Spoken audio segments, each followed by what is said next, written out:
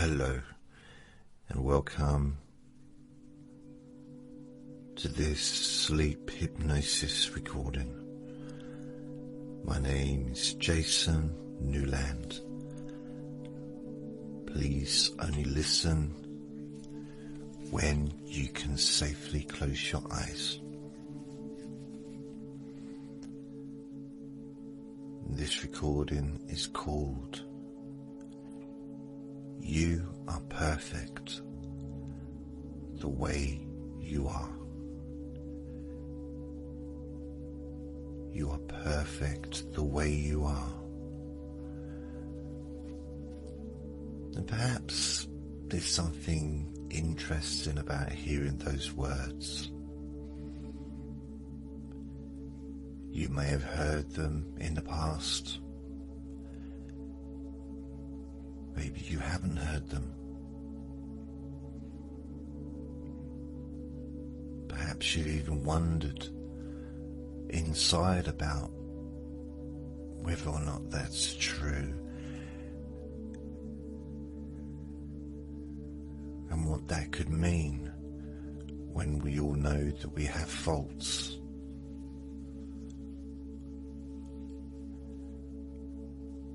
What does it mean that you're perfect the way you are?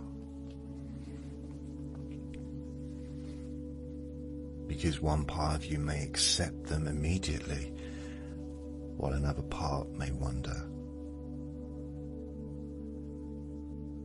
Another part may question.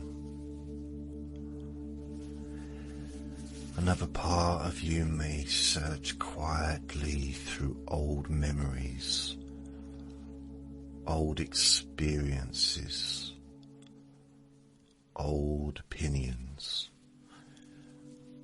old comparisons, looking for evidence. And you don't have to stop any of that.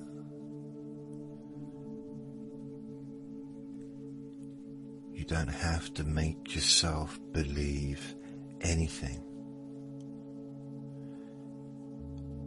You don't have to convince yourself of anything. Because sometimes the deepest changes begin when you no longer have to try quite so hard to change.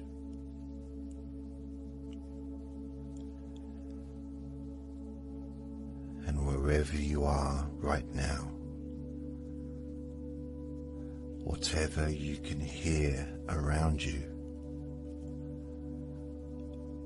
whatever sensations you happen to notice,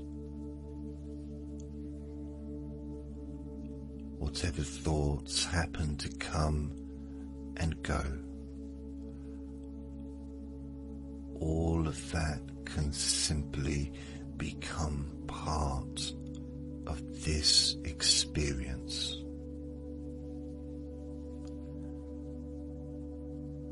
There may be sounds nearby. There may be sounds further away.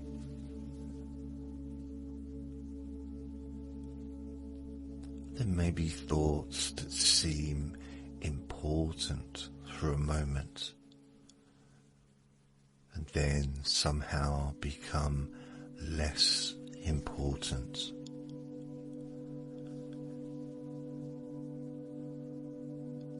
And you can notice how naturally your attention moves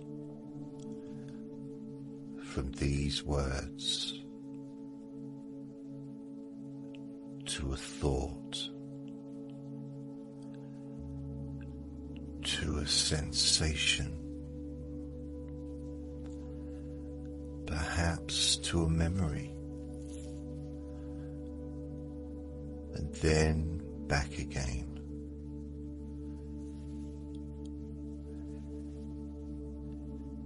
And you don't have to control where your attention goes. because there is another part of your mind that already knows how to become absorbed. You've done that many times before. Perhaps while listening to music, watching something interesting, looking through a window,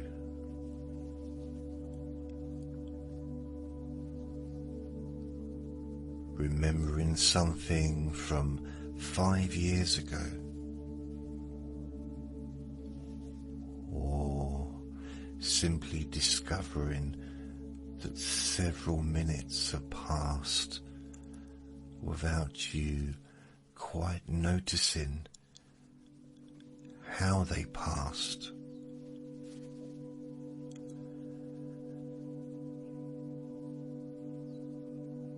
And that ability to become absorbed belongs to you.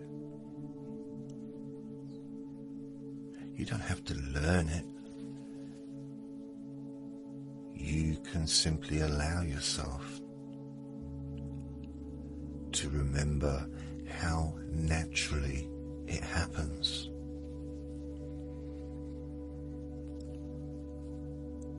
And as you continue listening, you may begin to notice something curious.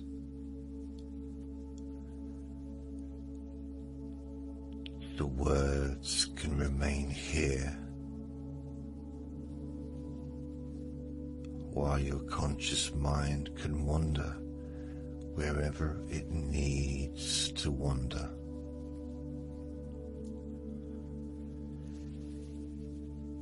And perhaps some other part of you can listen differently. Not trying to understand every sentence and not needing to remember everything.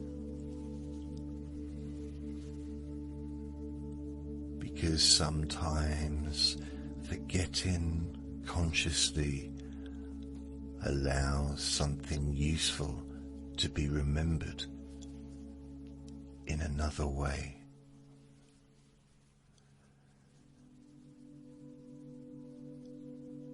And you may already be beginning to discover that.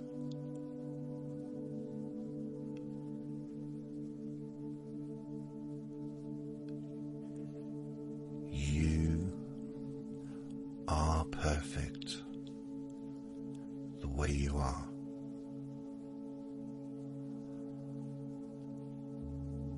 And perhaps the word perfect can mean something different now. Not flawless, not never making mistakes, not always knowing what to do, not always feeling confident, not always getting everything right,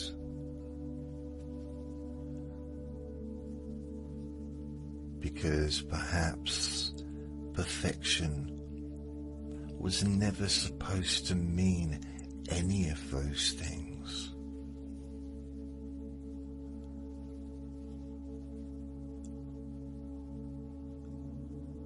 A tree can lose a branch and still be completely itself.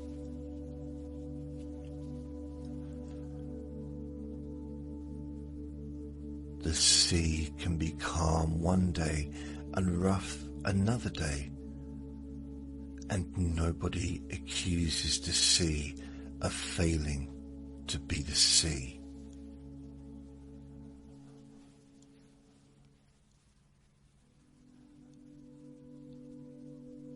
The sky can be clear, cloudy, grey, blue, dark, bright, and every version belongs.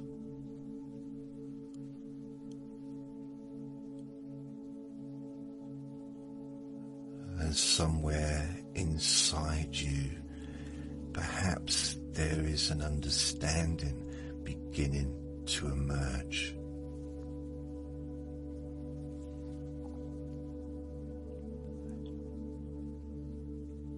You have been allowed to expect things from yourself that you would never expect from nature.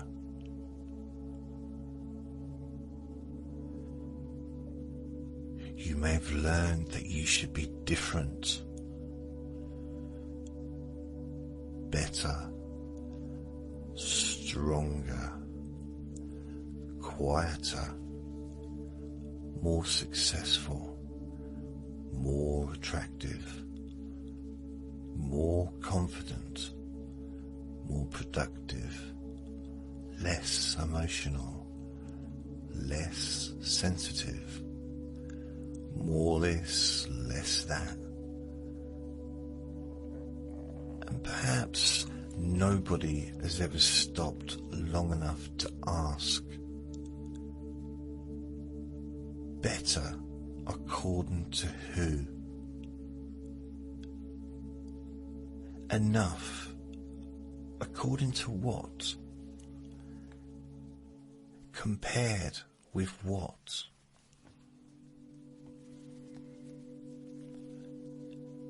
Because comparison has an interesting habit of changing the measuring stick whenever you get close.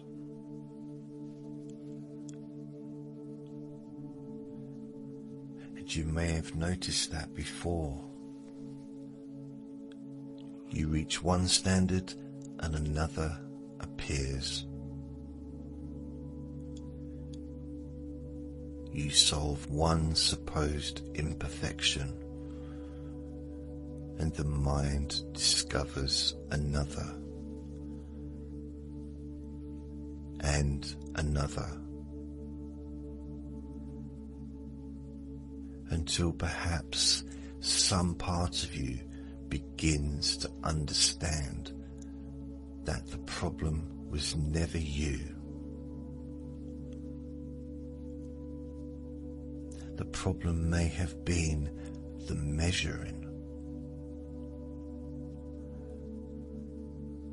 And you can stop measuring for a while.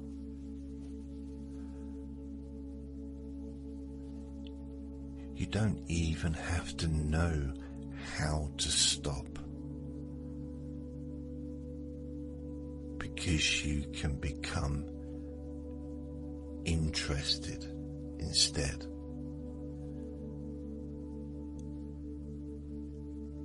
Interested in what happens when those old measurements begin to matter less.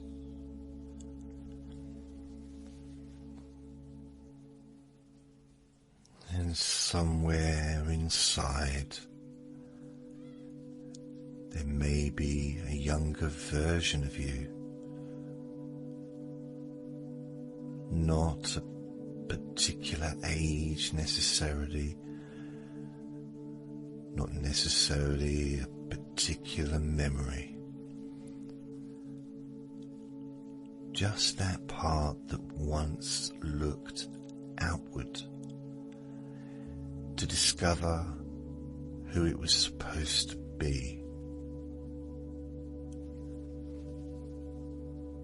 Children do that naturally.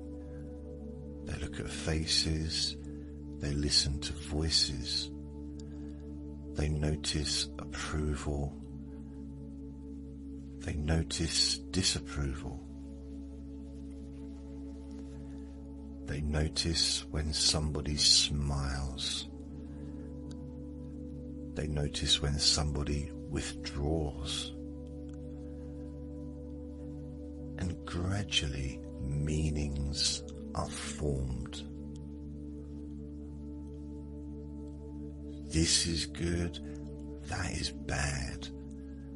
This gets approval, that doesn't. I should be like this. I shouldn't be like that. And those meanings can become rules without anybody consciously deciding to make them rules. Rules about worth. Rules about belonging. Rules about being lovable. Rules about being acceptable.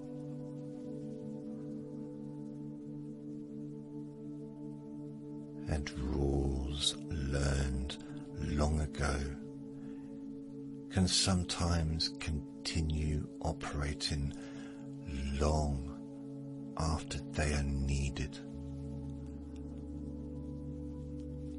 Like an old sign pointing toward a road that no longer exists.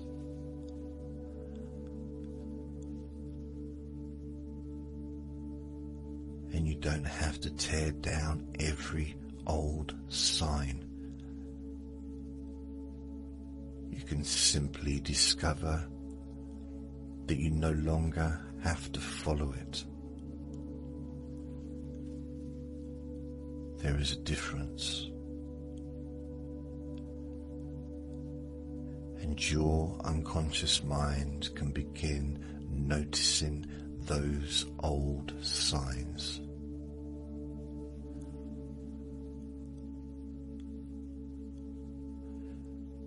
Perhaps over the coming days, perhaps in moments you wouldn't expect, an old self-critical thought might appear, and something else may appear with it. A little distance, some curiosity, a quiet recognition that was an old rule. It was an old rule. And once you recognize an old rule as an old rule, it can never quite have the same unquestionable authority again. Can it? That'd be impossible. Because noticing changes what is noticed. Noticing changes what is noticed.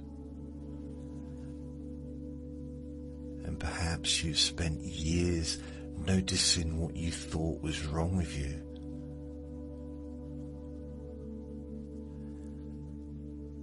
So, I wonder what might happen when your mind begins automatically noticing what is already right.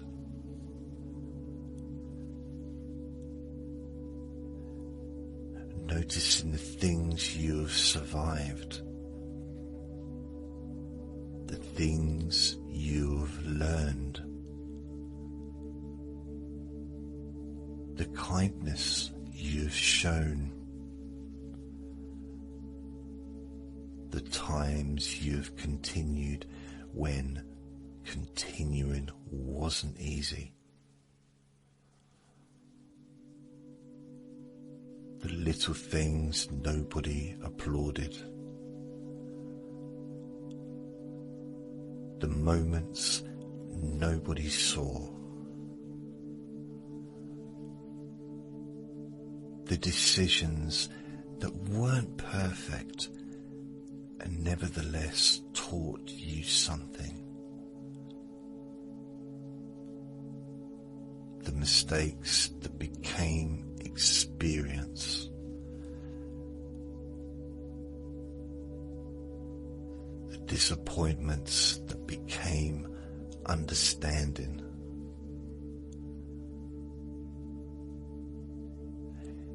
The endings that eventually created beginnings you couldn't see at the time.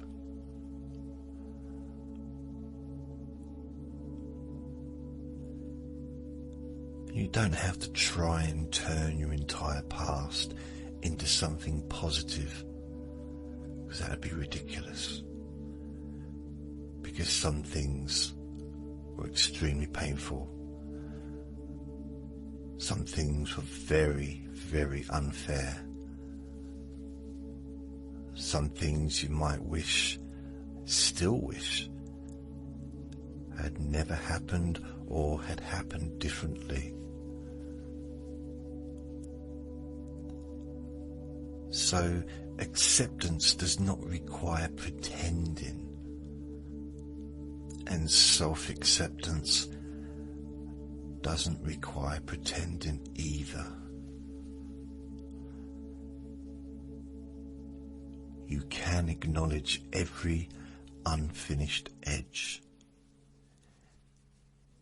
every uncertainty, every contradiction, every part of yourself you're still getting to know, and somehow begin to understand this belongs to.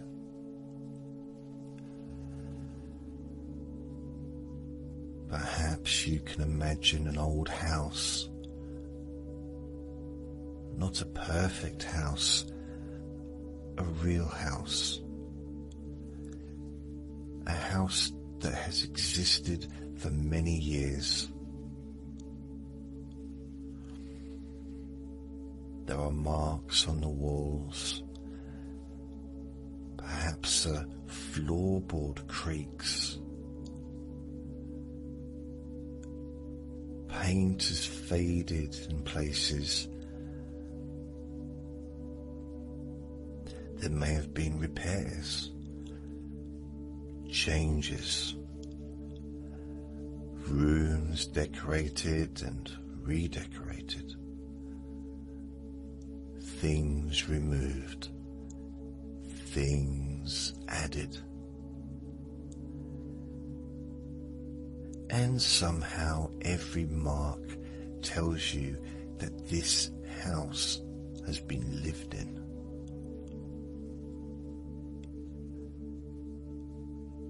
Nobody would look at an old home filled with history and say it should be ashamed because it doesn't look newly built. Its history is part of what makes it what it is. And you have history. You have marks left by living. Some visible only to you. Some perhaps forgotten.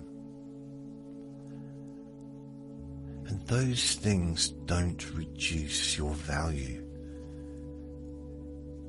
They reveal that you've been here, living, learning, changing, adapting, becoming.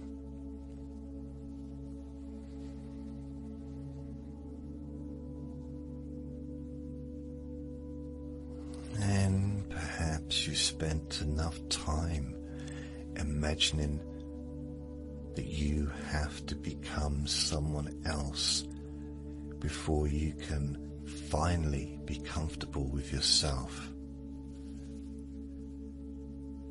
You can become comfortable first and then discover what changes naturally. That's different, because change created by rejection says, I must become different because I am unacceptable. And change created by acceptance can quietly say, I am already acceptable, and I'm curious about what I can become. Those are very different places from which to grow.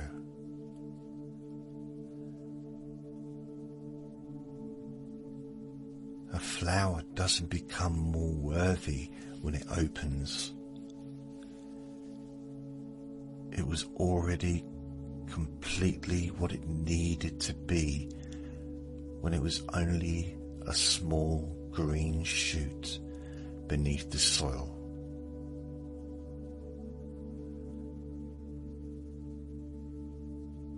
And sometimes people confuse development with worth.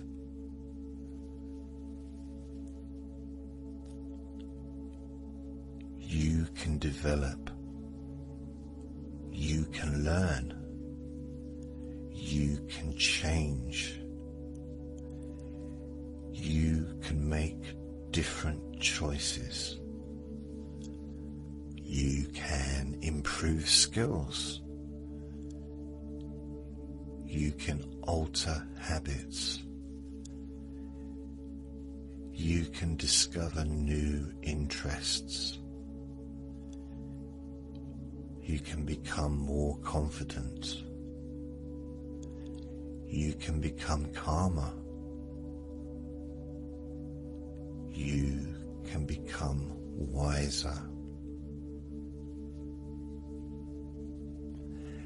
And none of those things need to make you more worthy. Because worth isn't something you earn by completing enough improvements. Imagine how exhausting it would be if you had to earn the right to be yourself every morning. And perhaps you've been doing some version of that without even realizing it. Proving, explaining, comparing, judging, trying to become acceptable.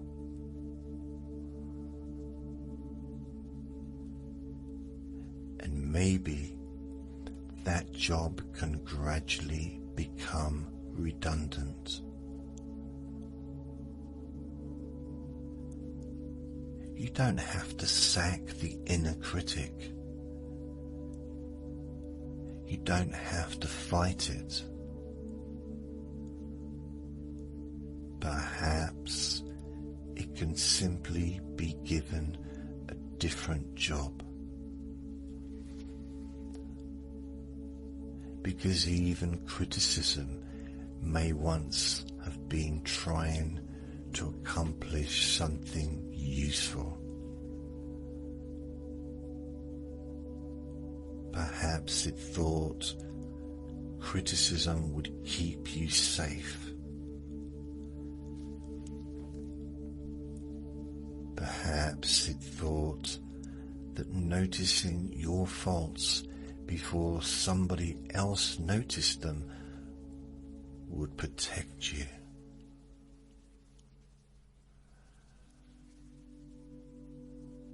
Perhaps it thought perfection prevented rejection.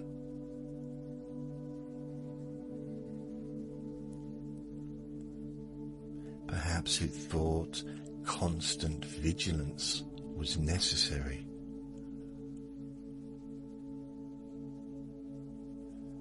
So you can appreciate the intention without continuing the strategy. You can say in your own way, "Thank you," and you can rest now.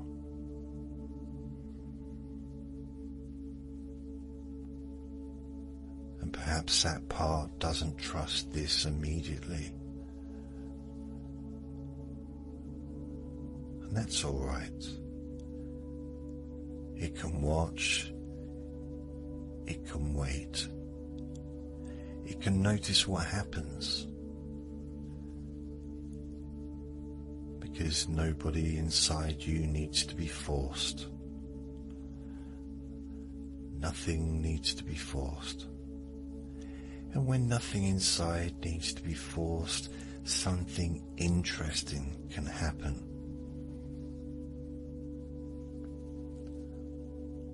Different parts begin communicating differently. The part that wants change and the part that fears change. The part that wants connection and the part that protects itself. The part that feels confident and the part that doubts. The part that knows and the part that wonders. They don't have to defeat one another. Perhaps they can begin to realize that they're all living in the same person, and that person is you. One whole human being containing contradictions, strength and vulnerability, certainty and uncertainty, courage and fear, joy and sadness, wisdom and confusion.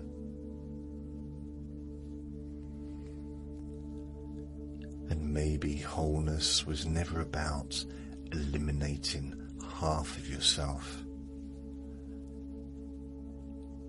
Maybe wholeness is discovering that all of you can belong, even the parts you haven't understood yet, especially those parts.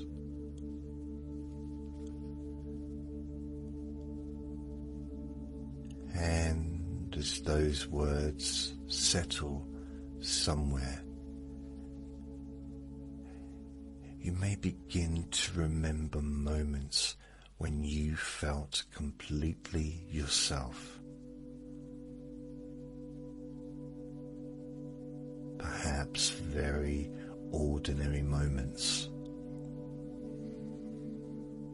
Maybe laughing without thinking about how you looked. Talking without rehearsing the words. Doing something you enjoyed without wondering whether you were any good at it. being alone without needing to perform.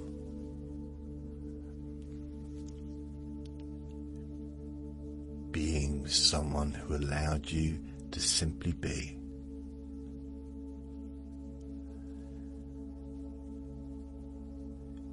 And if a particular memory doesn't come, that's fine. Your unconscious mind knows what is relevant, and it can search without conscious assistance.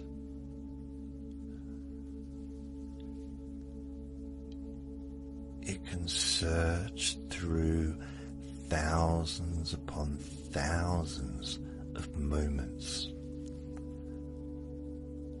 sorting, connecting, recovering forgotten experiences of being enough.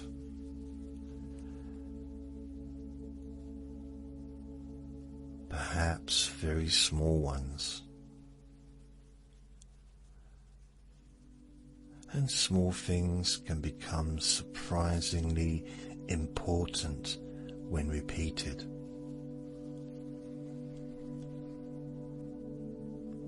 One moment of self-kindness, then another.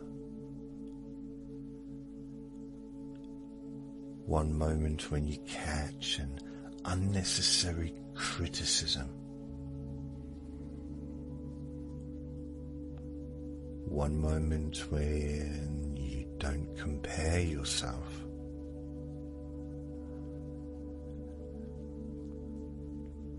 One moment when you allow yourself to enjoy something without earning it.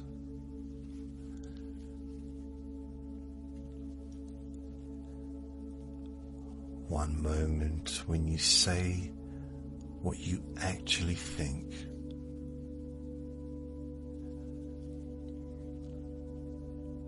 One moment when you say no.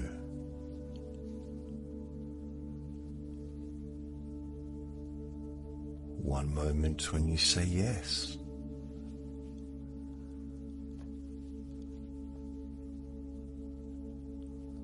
One moment when you realize you don't have to explain yourself.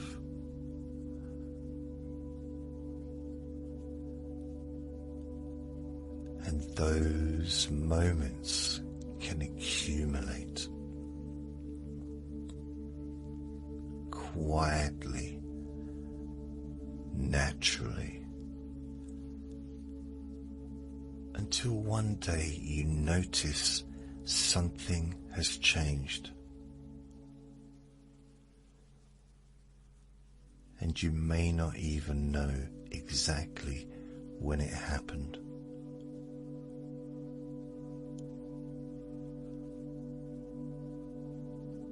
That's often how natural learning works.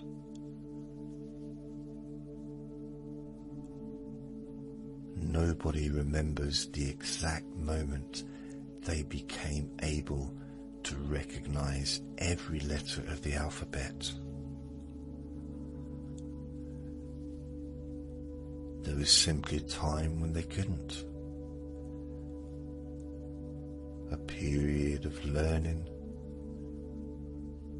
and eventually they could.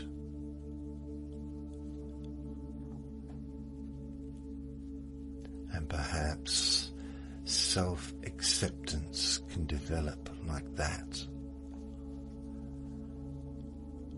Not one enormous declaration. Not standing in front of a mirror trying to force yourself to believe something.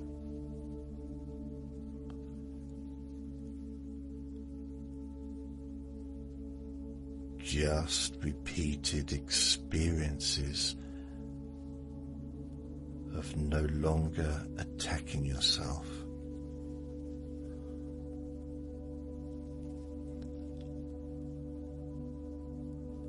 and then discovering what remains when the attack stops.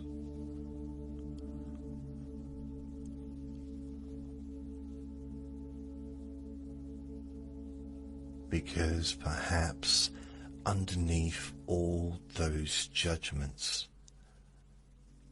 you were there all along.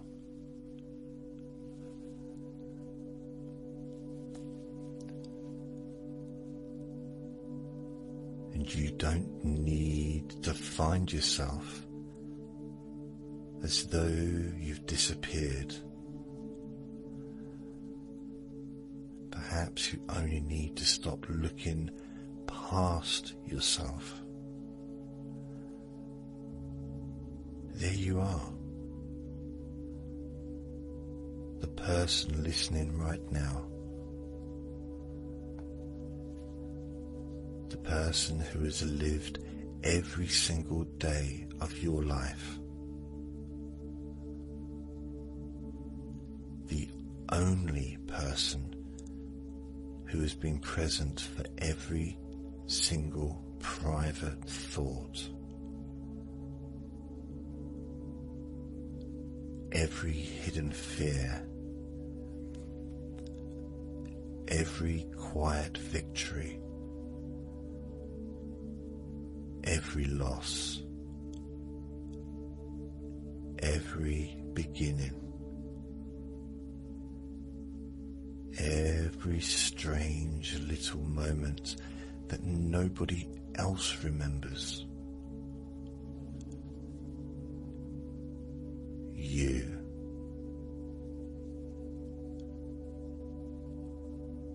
Perhaps there's something profoundly important about becoming someone you can be at home with.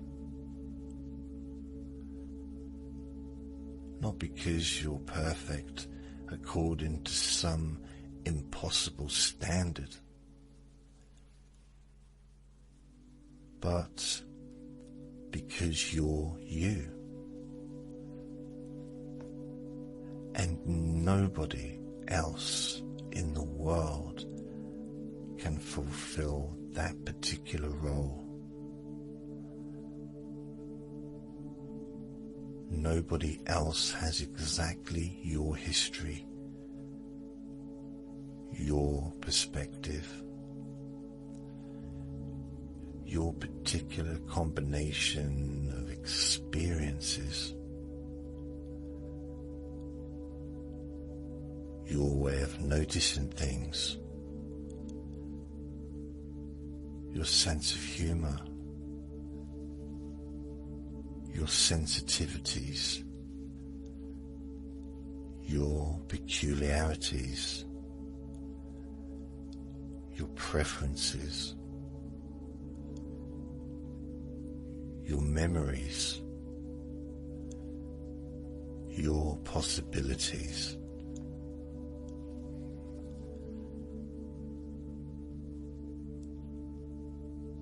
And even the things you've disliked about yourself may contain qualities that have another side.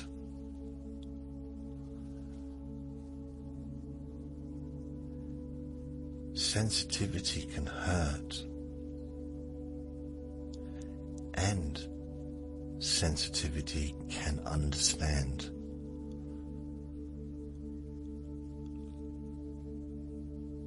Caution can restrict,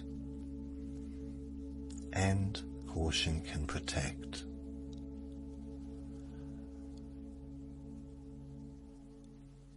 Stubbornness can resist,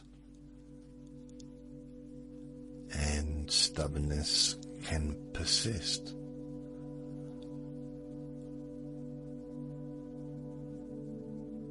An active mind can overthink, and an active mind can imagine.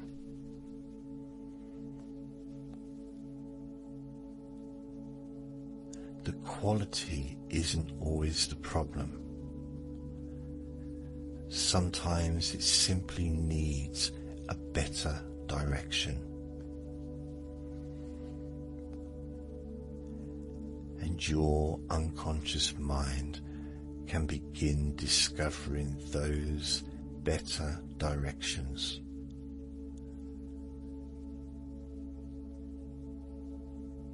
Without needing a complete plan.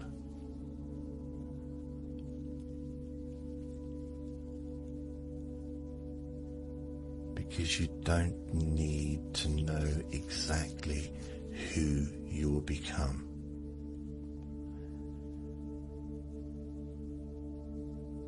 You only need permission to continue becoming.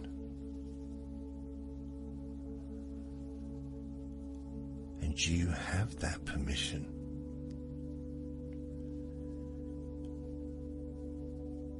You can change your mind.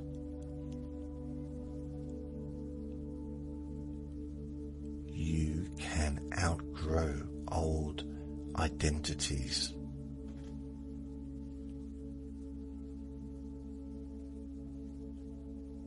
You can discover that something you believed about yourself isn't true anymore.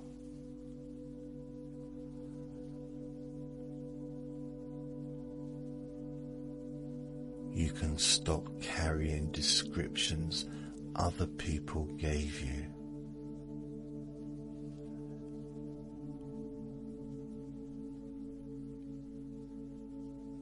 You can decide that somebody else's inability to recognize your value never determined your value.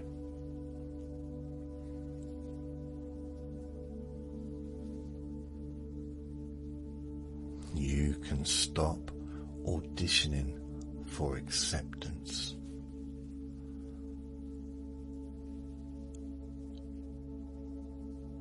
You can stop asking people who don't understand you to define you.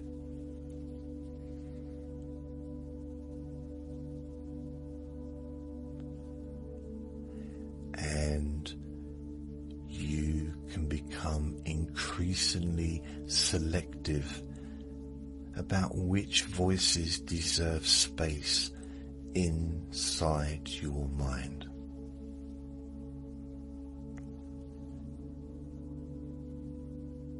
Because not every opinion deserves to become an identity.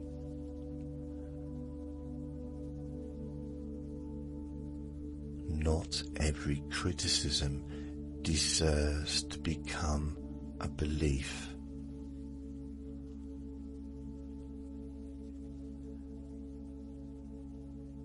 Not every rejection means there was something wrong with you.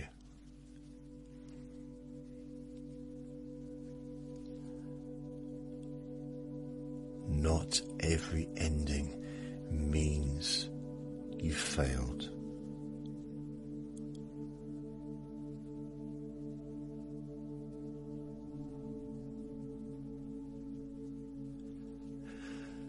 And perhaps there are things you once interpreted personally that you can now understand differently.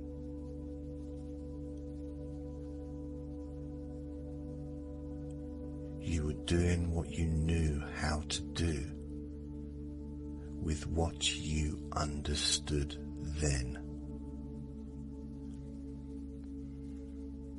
And now you know things you didn't know then.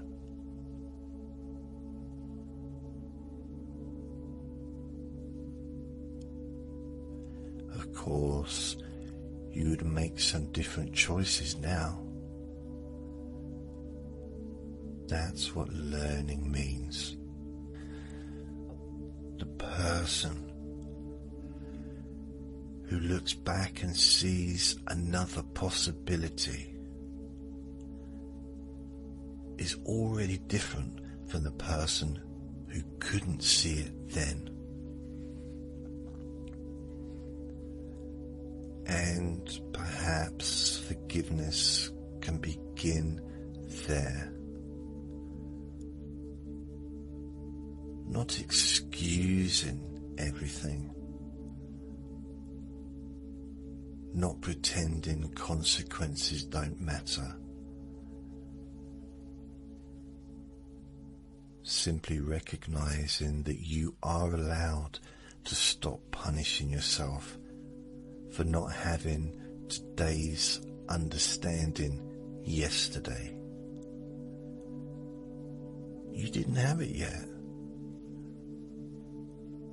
Now you have more.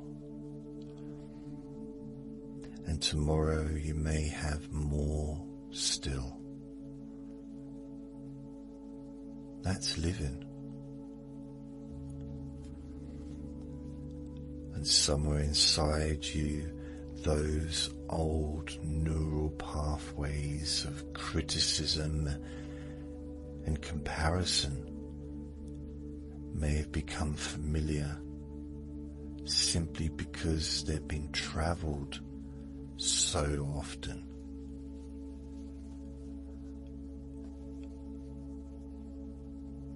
Familiar doesn't mean true. Familiar only means familiar.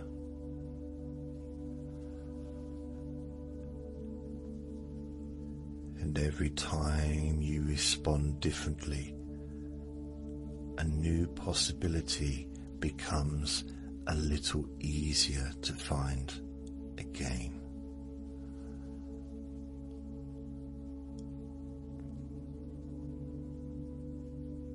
Perhaps tonight, perhaps tomorrow,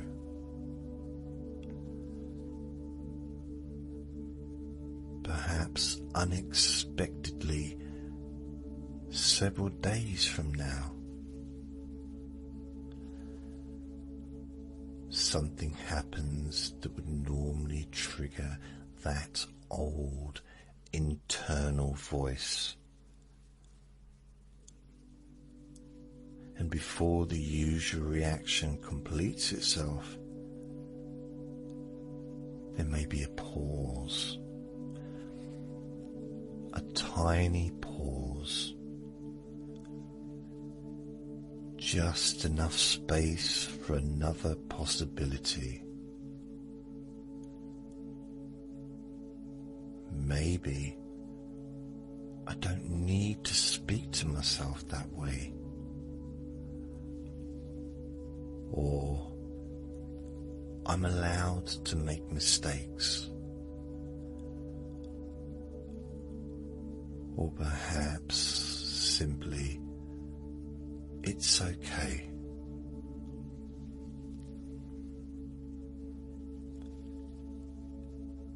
And those simple moments matter,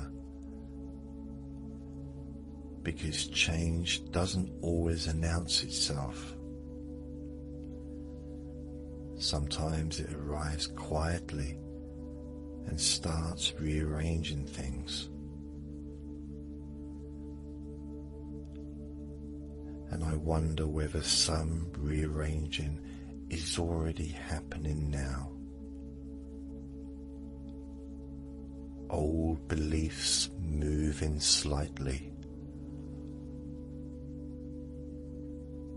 Old conclusions becoming less certain. New possibilities finding somewhere to settle. You don't need to inspect the process. You can let it happen privately.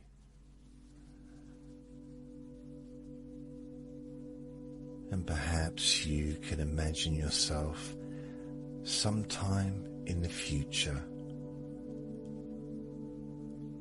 not dramatically different, still you.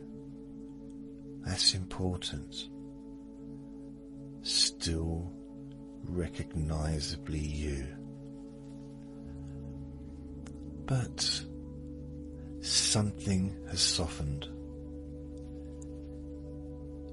There is less effort, less need to prove, less need to compare.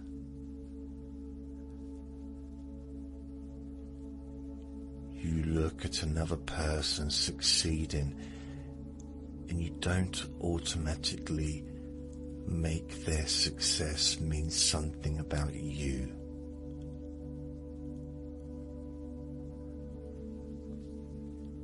You see someone attractive and don't need to become less attractive by comparison.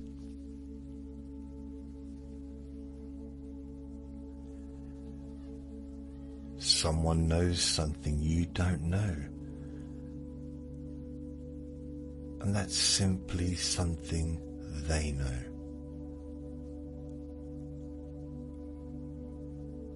Someone doesn't like you, and somehow the world continues. Someone misunderstands you, and you may explain if it matters, or perhaps you don't. Because you know yourself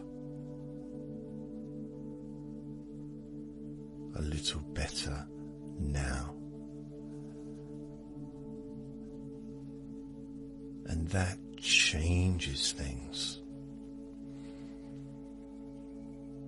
You begin making decisions according to what actually matters to you. You notice what feels right. You recognize what doesn't.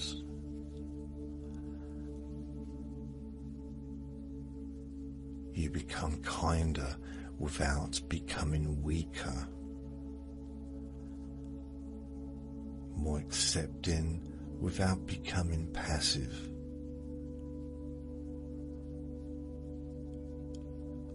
More comfortable without giving up growth.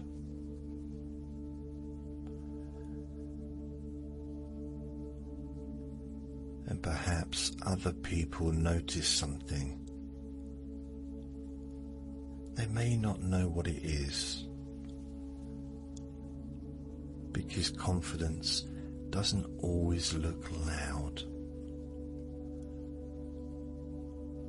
Sometimes confidence is simply the absence of unnecessary apology. Sometimes confidence is saying, I don't know.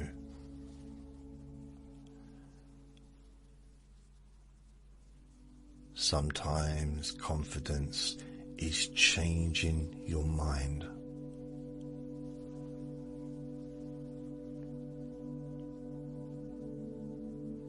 Sometimes confidence is leaving something that isn't right.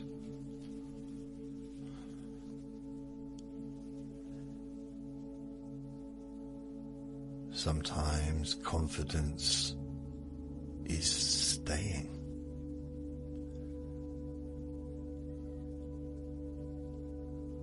Sometimes confidence is asking for help.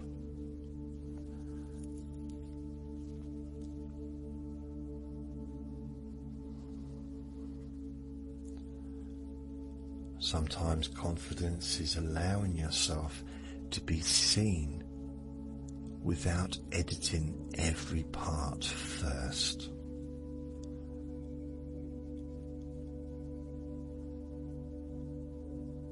And perhaps that kind of confidence can become increasingly natural.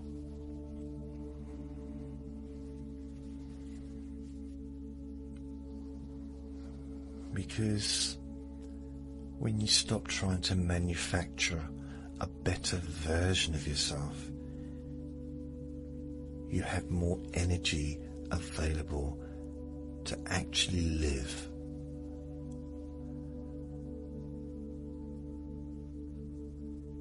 And there may be things you want to do,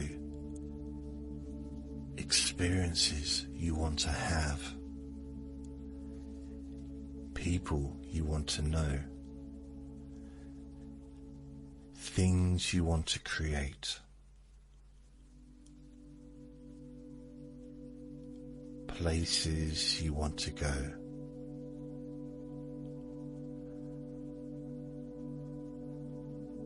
Or perhaps you simply want more peaceful, ordinary days.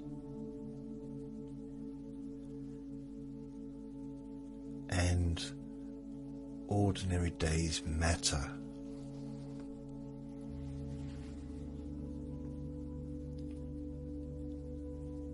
You don't need an extraordinary life to justify your existence.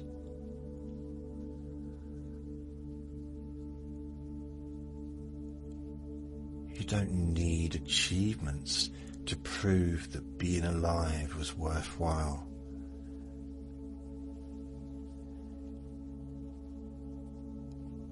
You don't need an audience. And you don't need constant approval.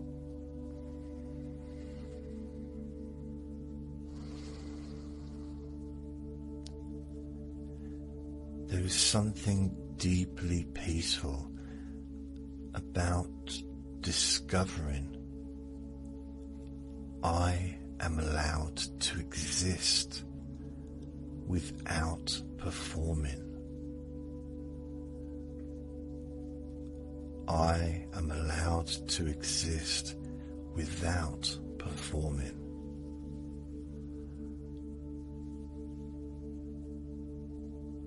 And perhaps some part of you has waited a very long time to hear that. You are allowed to exist without performing. You are allowed to rest without earning rest. You are allowed to enjoy things you're not particularly good at. You are allowed to have preferences other people don't understand.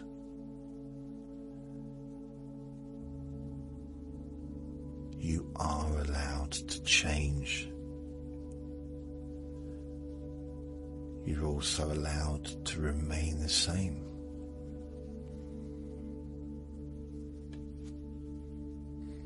You are allowed to take up your own particular amount of space in this world. And you don't have to become smaller so someone else can feel bigger. You don't have to become bigger either. You can simply become more completely yourself.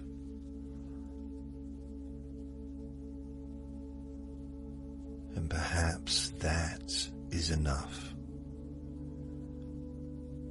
More than enough.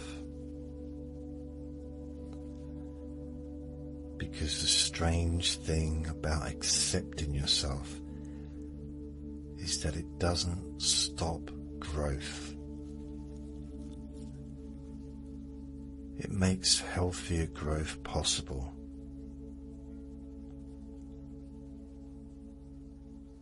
A gardener doesn't scream at a plant for not growing quickly enough.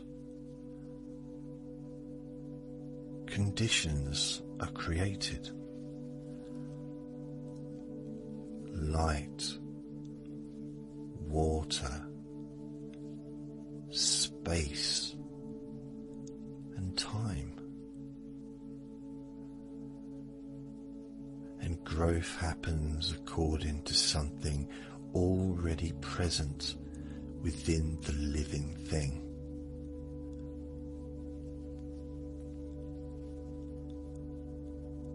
You have that something too.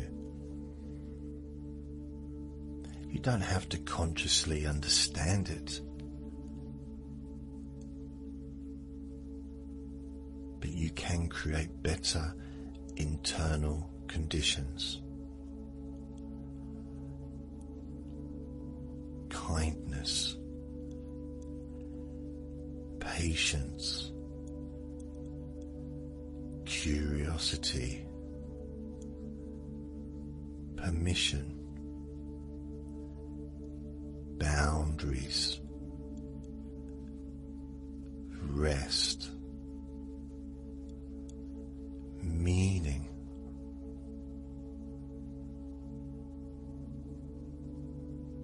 and that allows your own development to happen.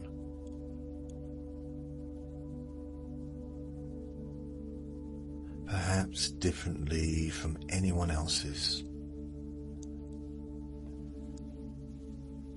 exactly as it needs to be.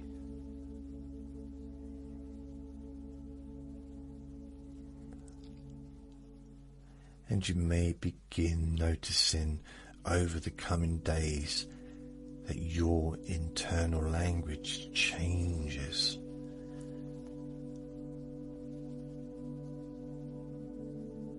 Maybe only slightly at first. The word should appears less often. The question, "What's wrong with me?" loses some of its power. And another question might quietly replace it. What do I need? Or what can I learn? Or what matters now?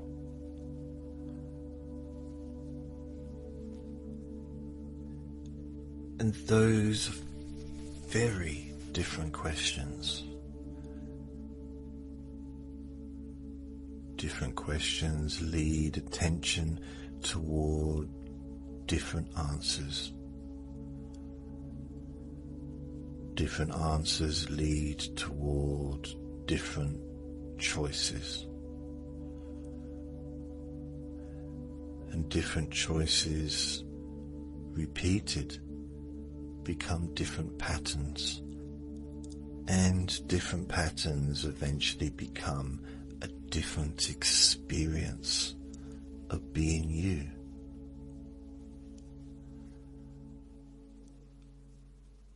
Without you ever having to become somebody else.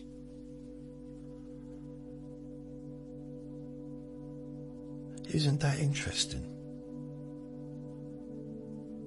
That you can change your experience of being yourself without changing who you fundamentally are.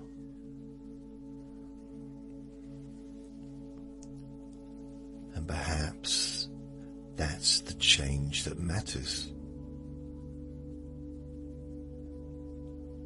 You may even discover that some things you wanted to fix don't need fixing.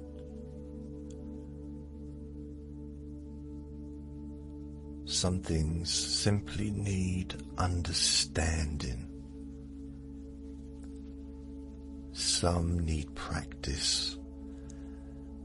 Some need acceptance. Some need boundaries. Some need time. And some things can simply be left alone.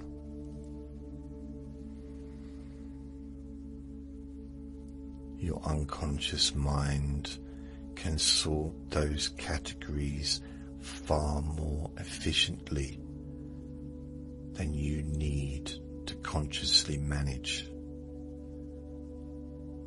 It can begin deciding this can change, this can heal, this can develop, this can be accepted, this can be released, this was never mine to carry.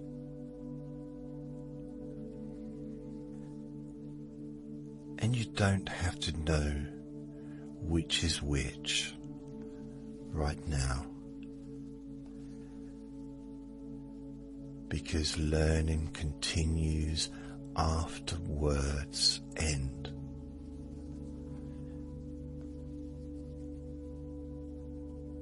A useful idea can return hours later.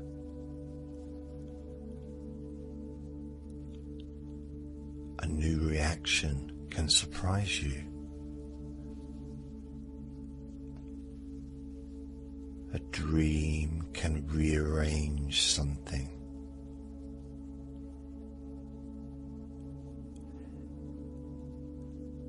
A conversation can suddenly be understood differently.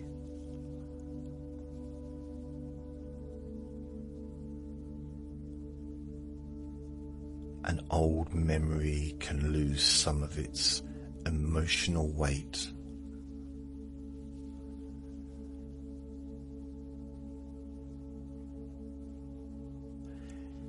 And perhaps the next time you look at yourself, really look,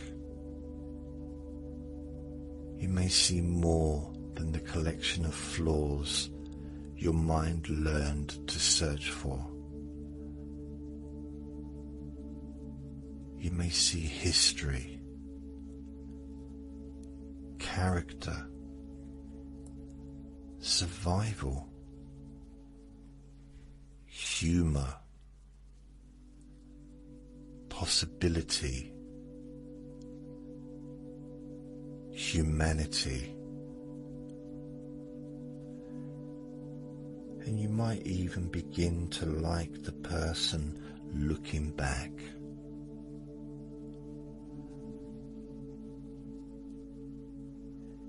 You don't have to love every part immediately. There's no deadline. You can simply begin by refusing to be your own enemy. And when you're no longer fighting yourself, you may discover you've gained an ally who has been waiting your entire life. You.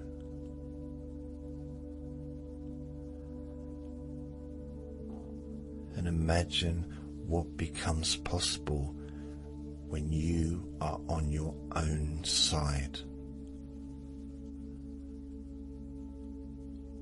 When mistakes happen, you're on your own side.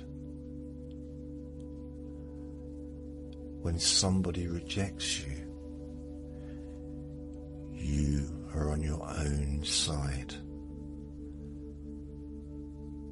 When something succeeds,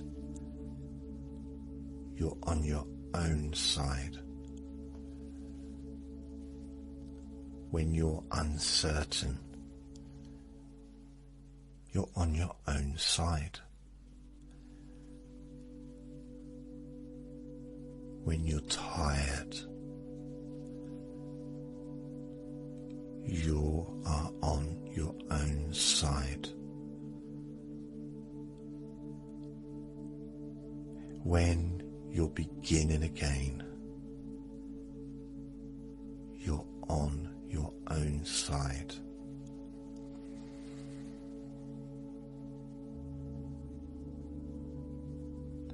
And when you're completely alone, you're still with someone who has learned how to treat you kindly.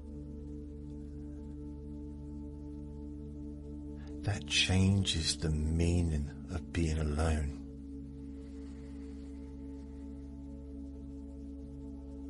And perhaps there is a deep quietness in knowing that you don't have to abandon yourself anymore. Whatever happens next, you come with you. You're with yourself all the time, caring, protecting. And you can become a safe place to return to. Not perfect according to some impossible external standard. Perfect in a much deeper sense. Complete enough to be here. Worthy enough to receive kindness. Human enough to make mistakes. Strong enough to have weaknesses. Wise enough to still have things to learn. And unfinished enough to continue becoming.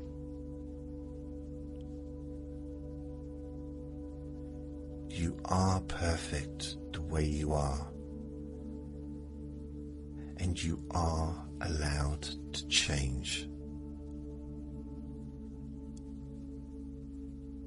Both can be true. You are enough and you can grow. Both can be true. You can accept yourself, you can accept your past, and choose differently tomorrow. Both can be true. You can have regrets and still respect yourself.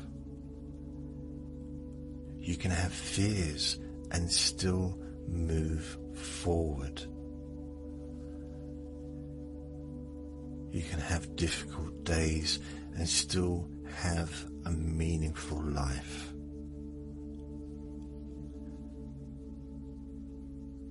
You can sometimes doubt your worth without your worth ever actually changing.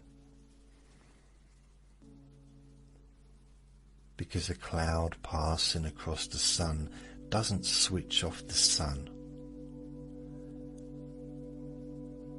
And a thought passing through your mind doesn't define the person having the thought. Thoughts pass. Feelings change. Opinions change. Bodies change. Circumstances change. And somewhere beneath all those changes, there is a continuing sense of being you. And perhaps you can become curious about that. the you who has existed through every age you've ever been. Different body, different knowledge, different circumstances, and somehow you.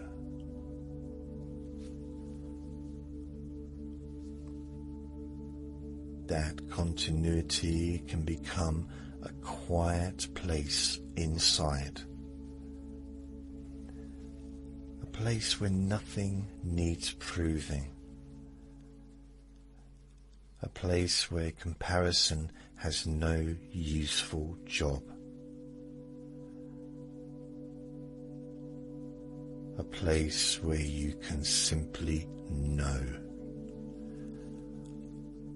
I belong to myself. And perhaps those words can settle deeply. I belong to myself. My life belongs to me.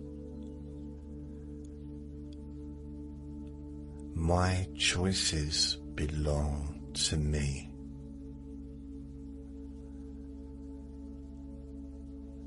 My mistakes can teach me.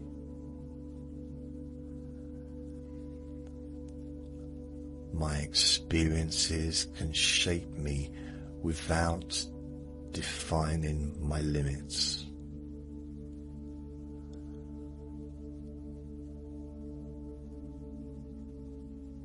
My past can inform me without controlling my future.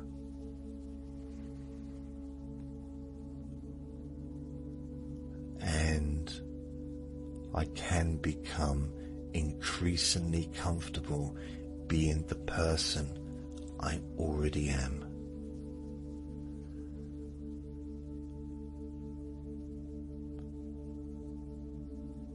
You don't need to repeat any of that consciously. The words can disappear. The meaning can remain. And sometime soon, perhaps you'll notice yourself doing something differently. Maybe you'll catch your reflection and not immediately search for a flaw. Maybe you'll make a small mistake and simply correct it. Maybe you'll hear criticism and decide whether it's useful before accepting it.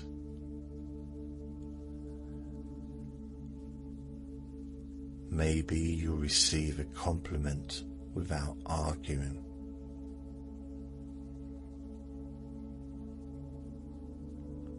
Maybe you'll say no without producing a long explanation.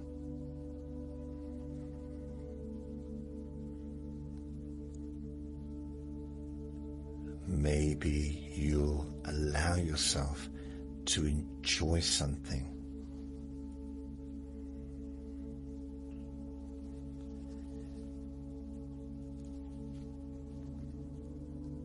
Maybe you'll stop comparing, even for 30 seconds.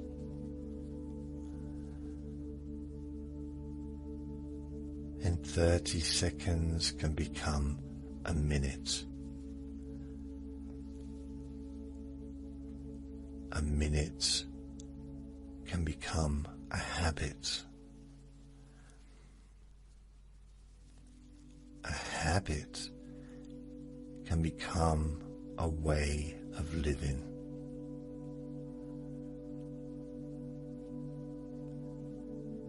and you don't need to rush any of it, because something inside already knows the direction towards greater acceptance, greater freedom, greater kindness, greater authenticity,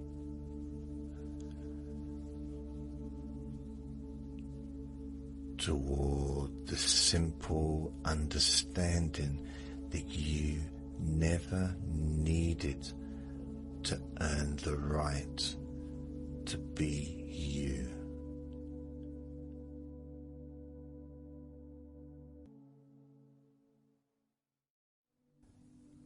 Relax in a more deep and meaningful way, maybe in a way that can not just allow you to feel calmer now and throughout the time we spend together here, not just relaxed at the end of the recording when it's finished and you can enjoy that sense of comfort and peace, but also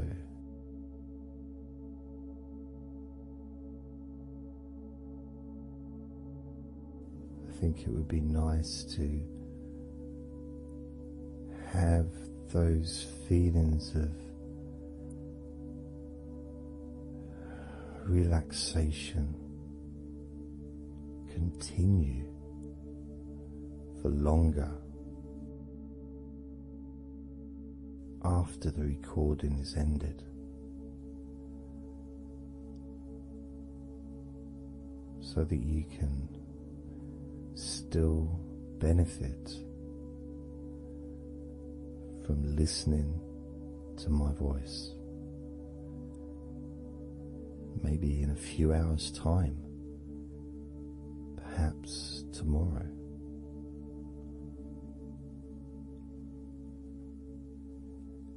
And then by listening regularly,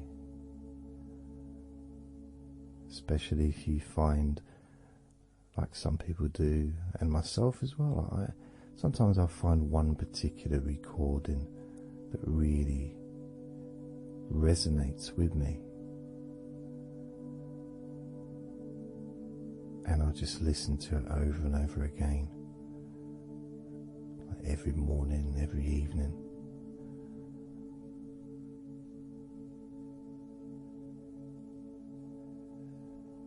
There was this recording from, we're going back to about 1999. It wasn't hypnosis, but it was a guided visualization, so it kind of was hypnosis really.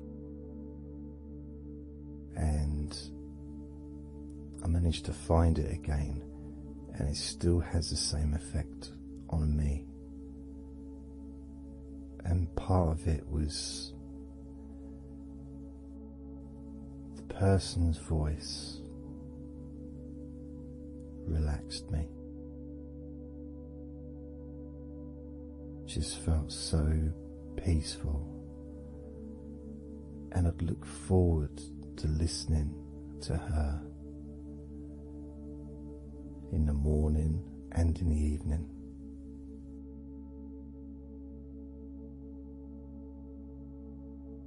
And I knew before even pressing the play button that as soon as I'd done that, pressed the play button, this was in the days of CD players, pressed the play button. In fact, it might have even been a tape recorder. I'd lie down on the bed, and then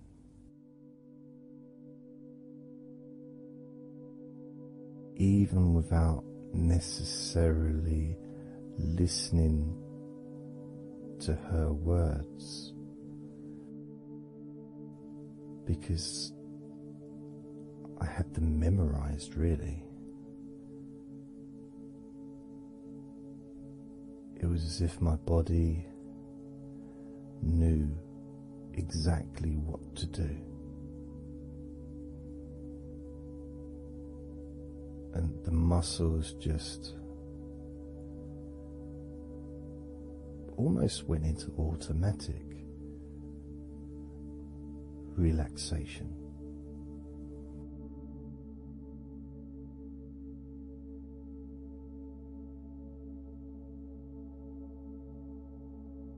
And I remember my mind would slow down.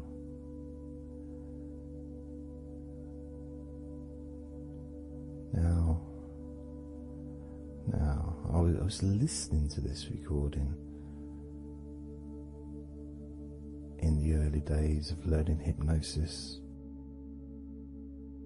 and long before I ever made any videos or audio recordings myself, because I didn't start doing that till 2006.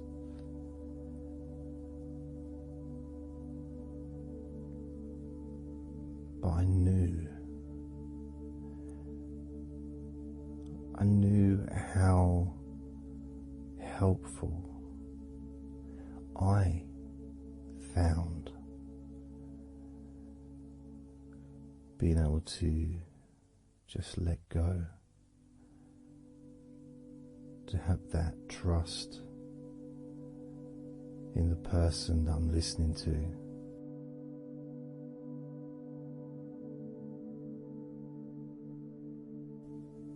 Knowing that it's going to be just as relaxing, if not more so, each time you hear my voice. You may feel the same.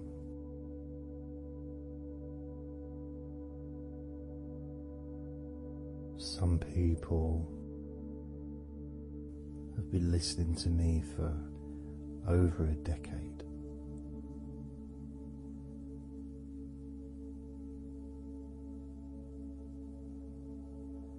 Maybe not solidly, obviously not 24 hours a day, but maybe people come back. Some people maybe listen every day.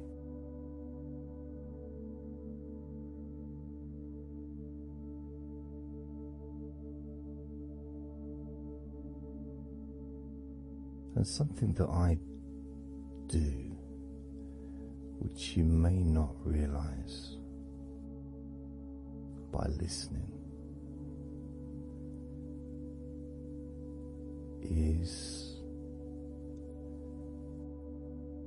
when I record these recordings now, for example, I also am affected by the words that I say. So if I said to you, focus on your feet, notice your feet relaxing, I will be focusing on my feet. I will be noticing my feet relaxing.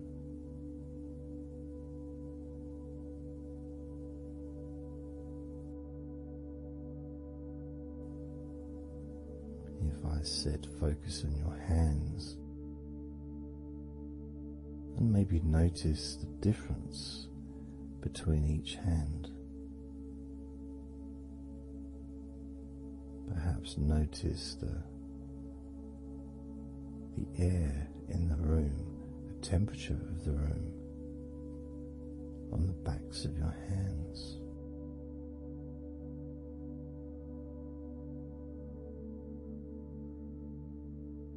You may start to notice what almost feels like a very light breeze, even though there may not be any type of breeze at all where you are right now.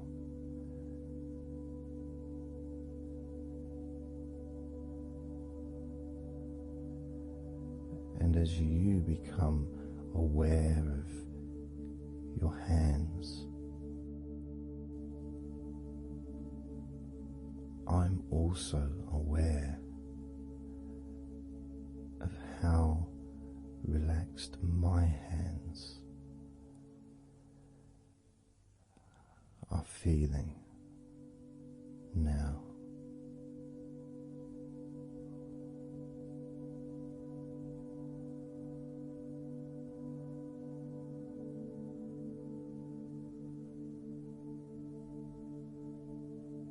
And when it comes to potentially drifting off to sleep, which may be the reason you're listening,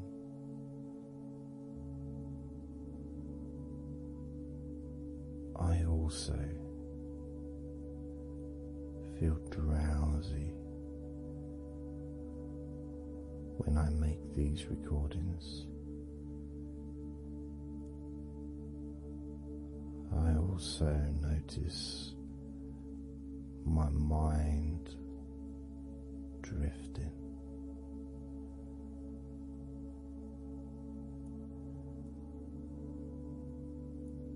In fact, at times I've actually fallen asleep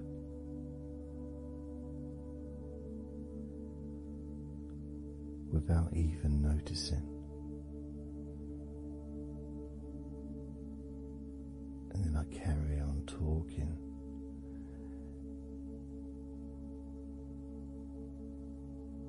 And it's only when I listen back to do the editing, I hear snoring, and I think, I don't remember snoring. I remember talking. Is it snoring, or is a pig turned up? That's what I sound like when I snore.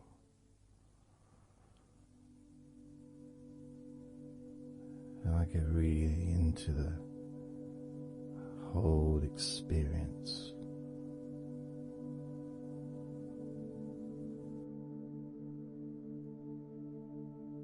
I don't know how you feel.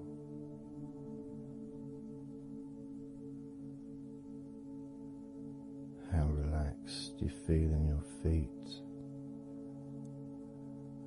How relaxed you feel in your hands.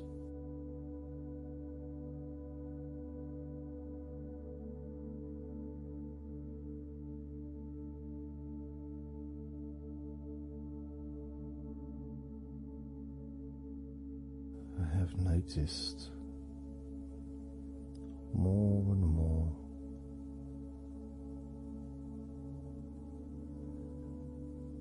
that the more relaxed, deeper level of comfort you feel, the easier your breathing becomes.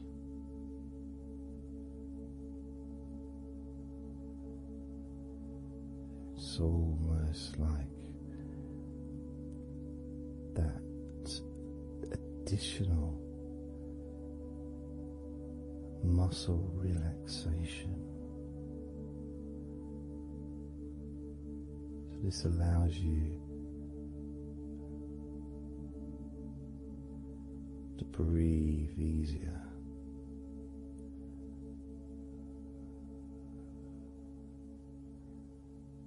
without necessarily focusing on your breath.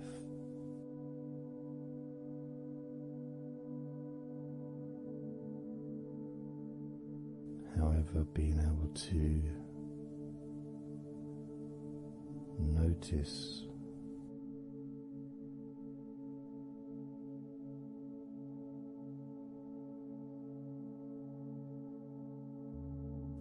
the ease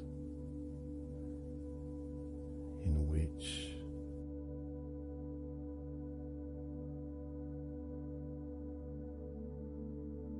you breathe so naturally.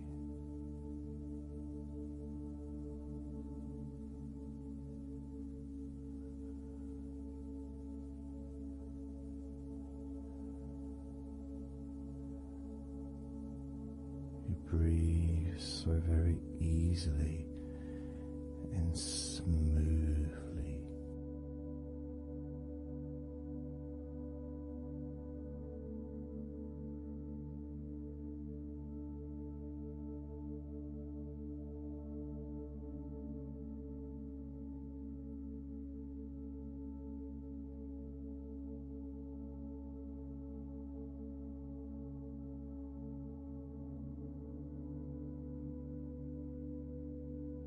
Whenever I imagine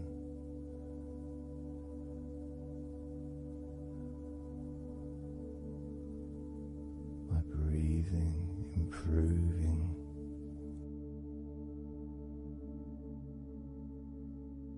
when I've got my eyes closed,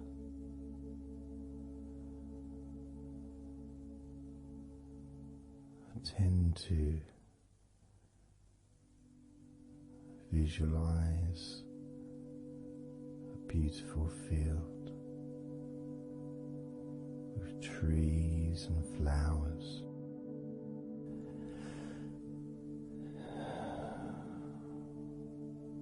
producing all that life-giving oxygen.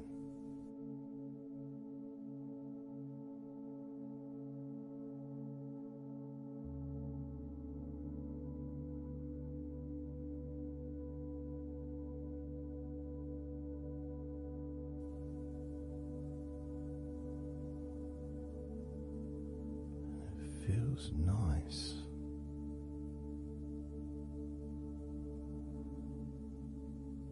to, if nothing else,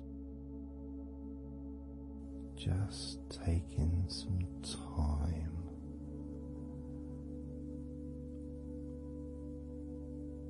away from everything.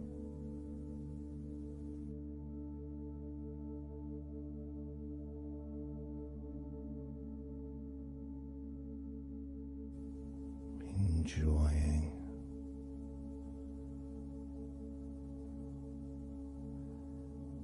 that feeling of peace, serenity.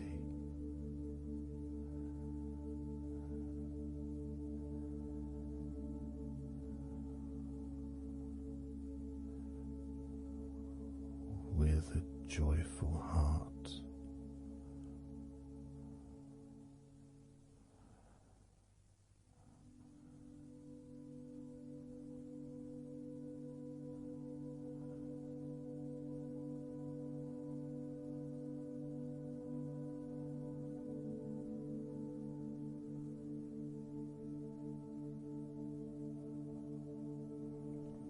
Time seems to just drip by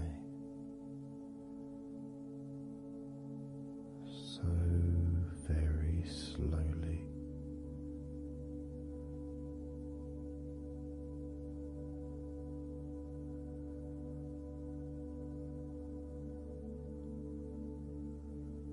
Relaxed.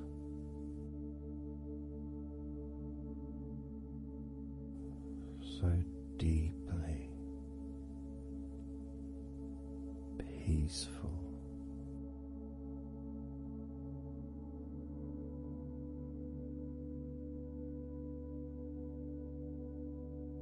Completely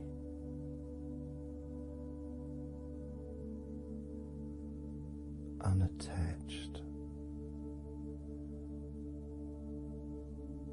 to any thoughts whatsoever in this moment.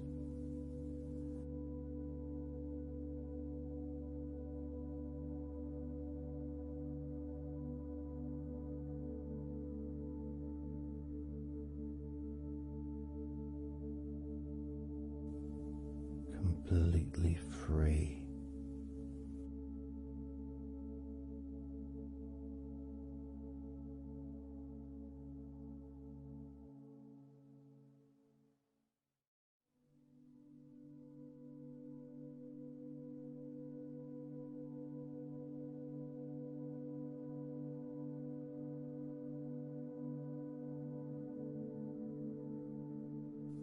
Noticing that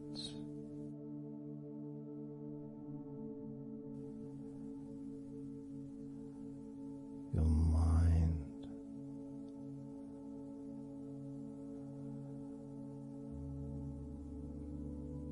has slowed down.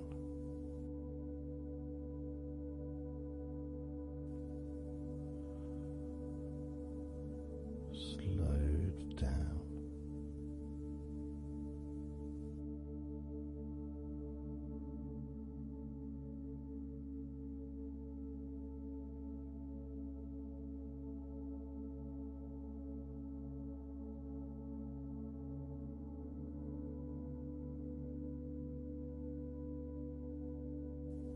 Because nothing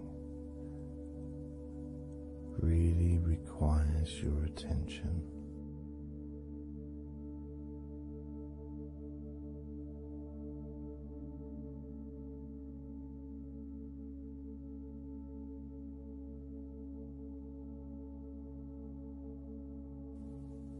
You can enjoy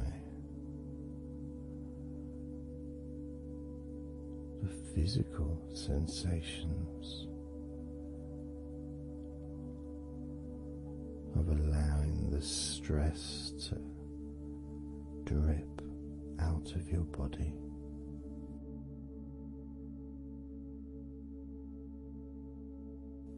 Drip in out of every part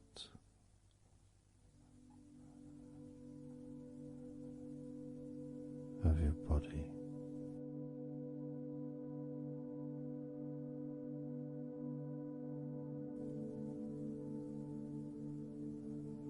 And being released from your brain and your mind.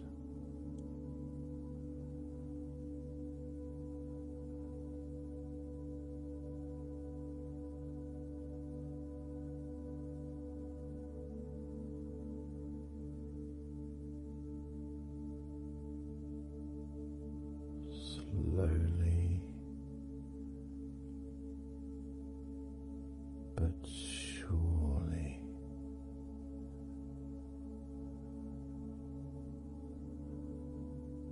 the muscles in your legs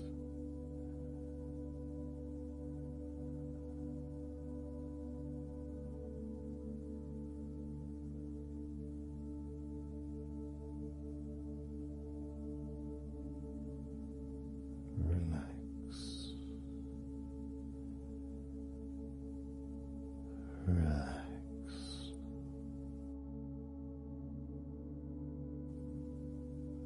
relax.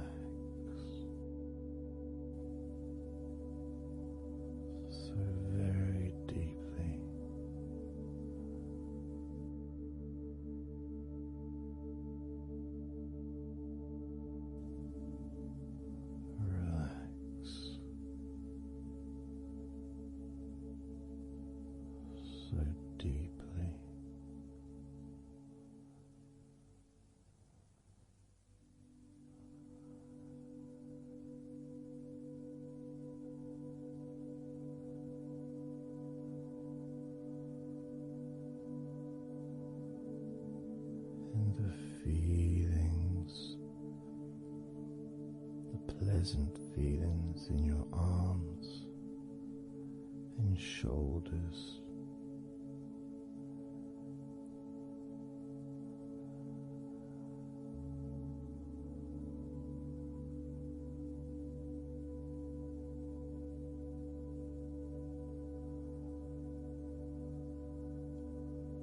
Deepening each part of your body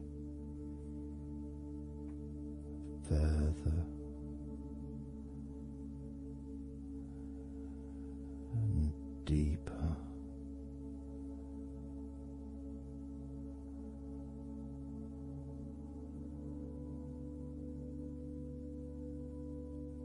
And deeper.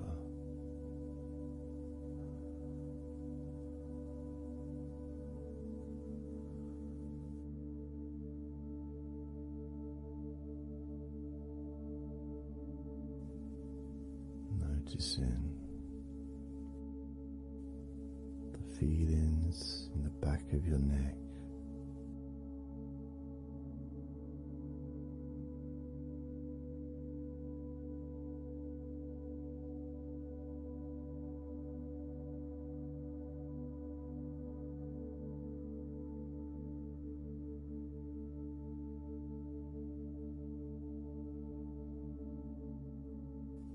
the feelings in your wrists,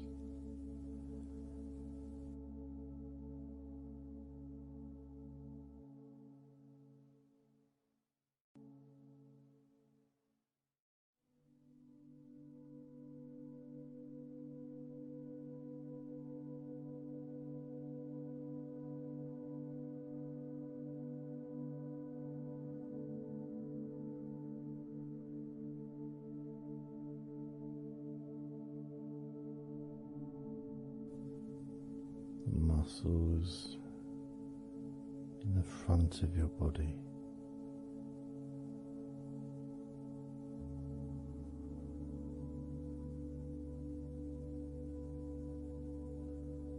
are also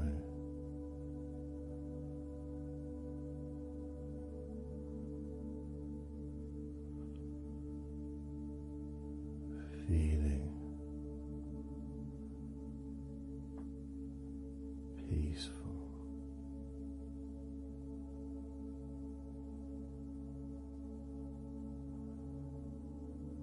Deeply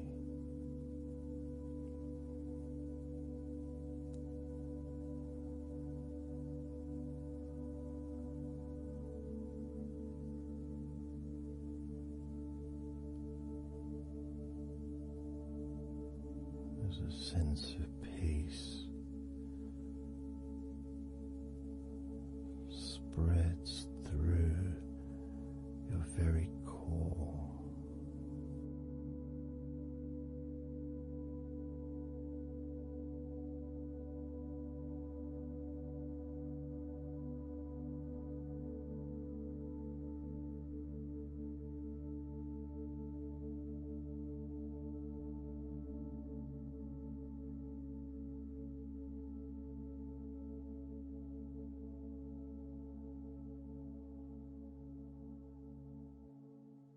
Even when you focus on your mind,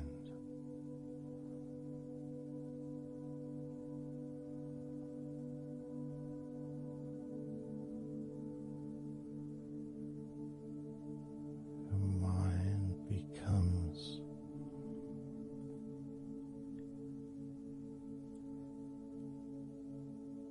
even slower.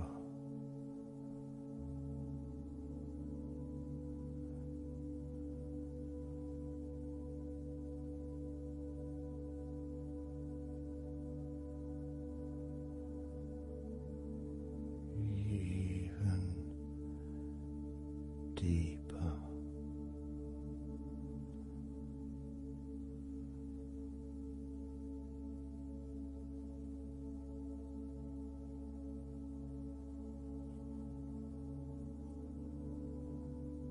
Relaxing.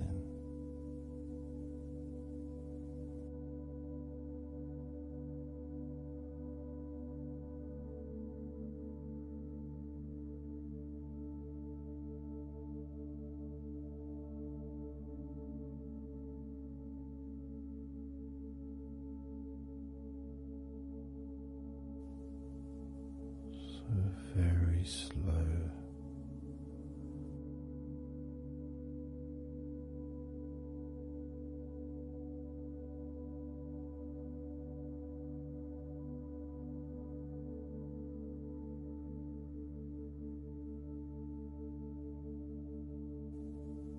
Your stomach,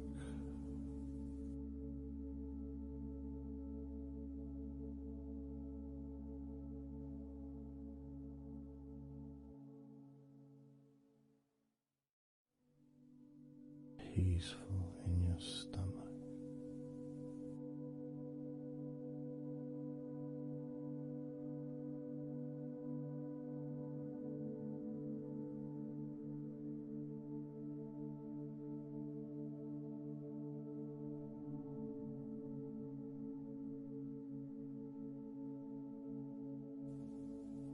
Your back,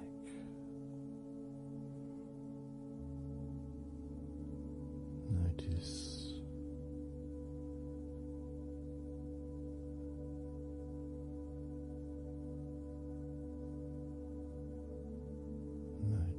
how relaxed you now feel.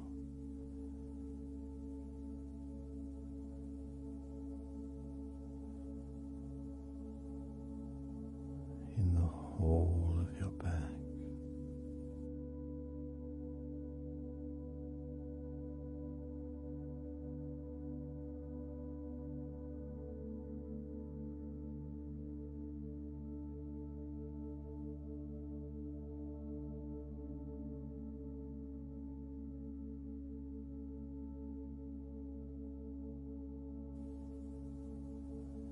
Your spine,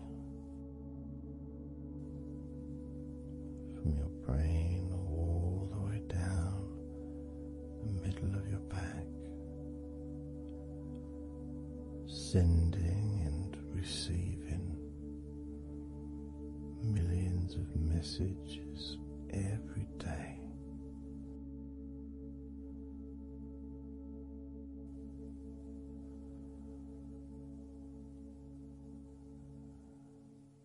Deep comfort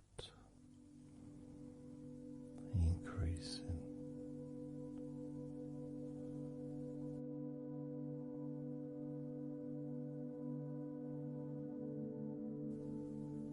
Deeply relaxed.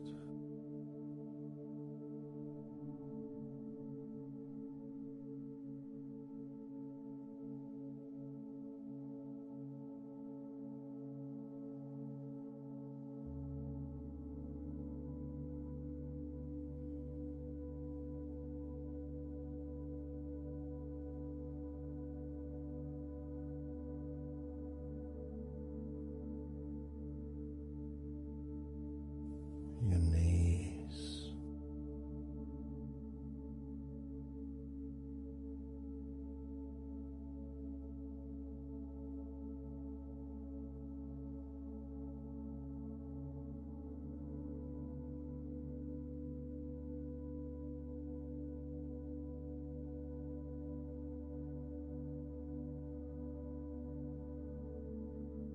relax,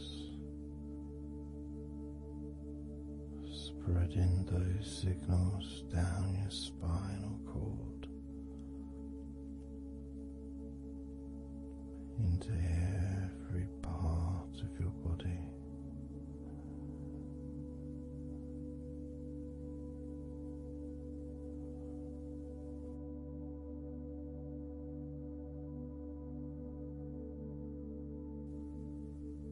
Your shins and your calf muscles.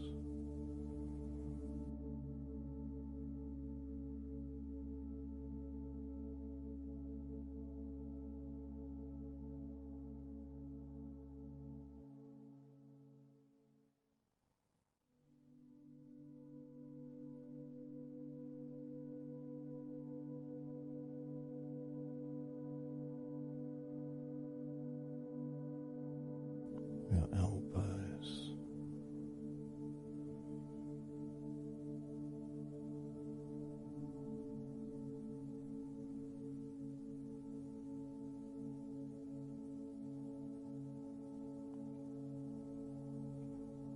feelings of peace and tranquility spreading through your body, tips of your toes to your eyes, your fingers all the way to your lower back.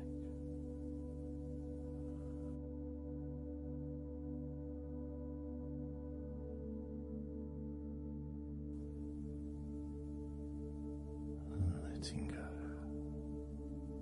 really letting go.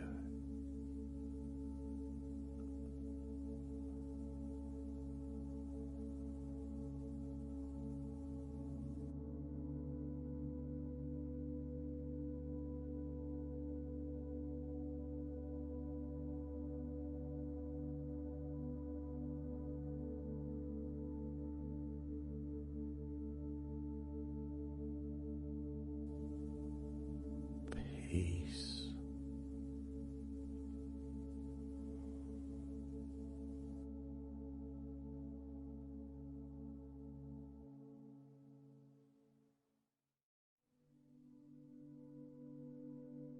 Drifting.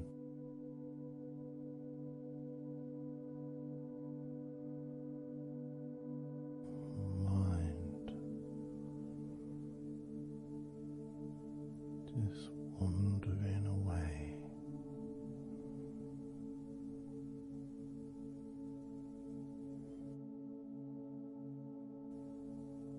happy to let go,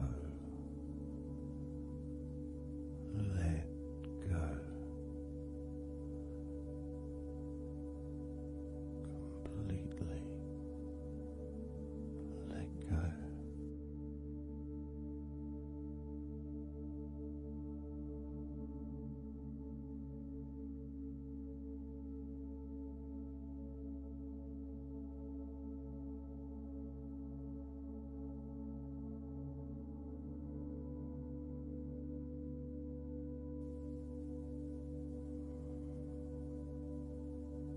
So tranquil.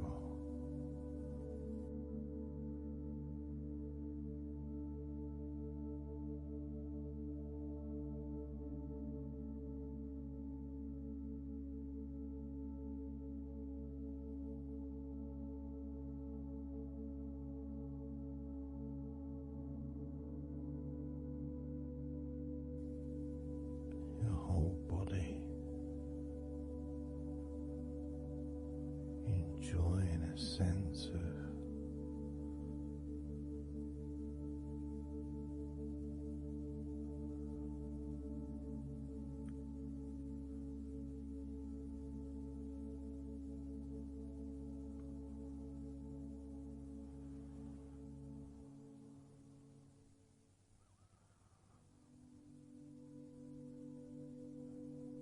letting go even more.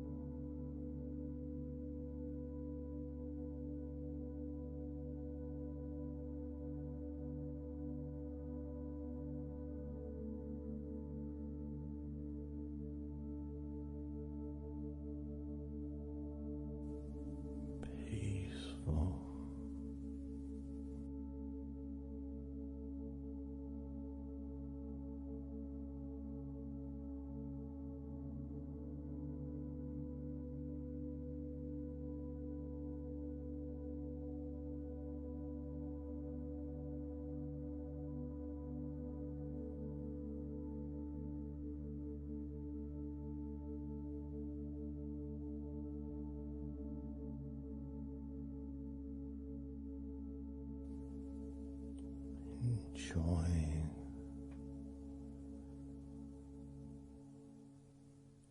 the space, this space of peace and safety.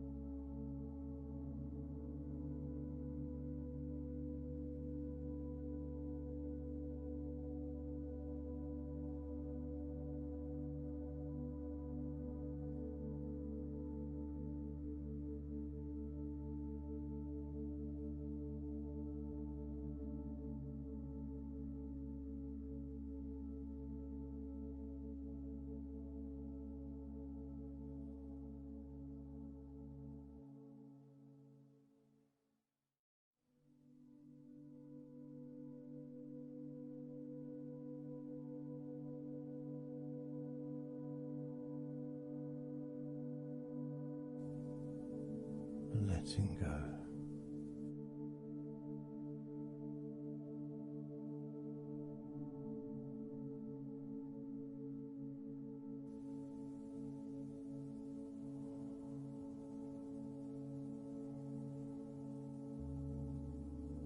Maybe we can just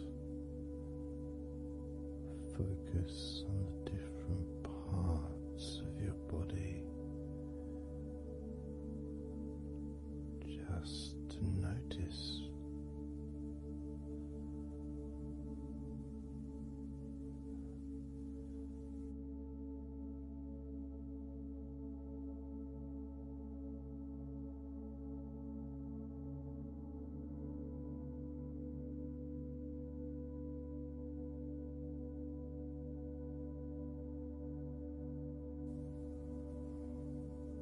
your forehead and your eyes.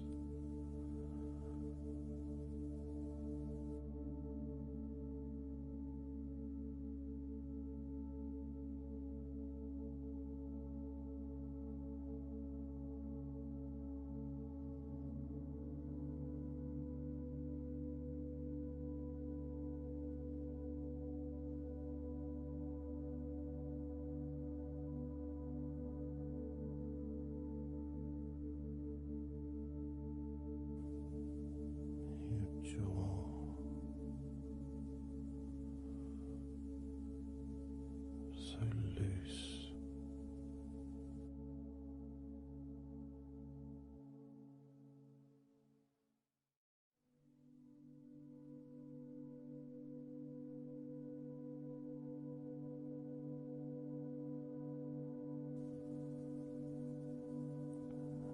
Noticing a sense of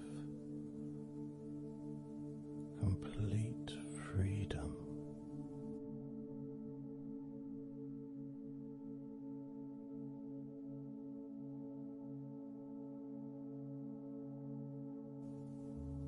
Absolute freedom.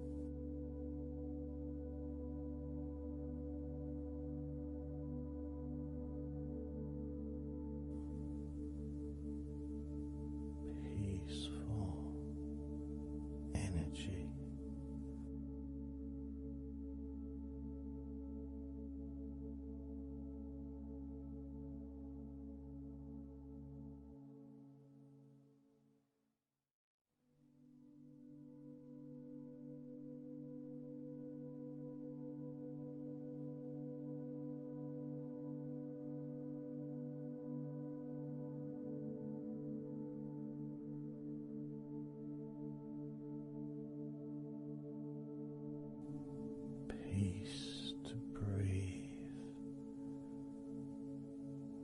so much easier.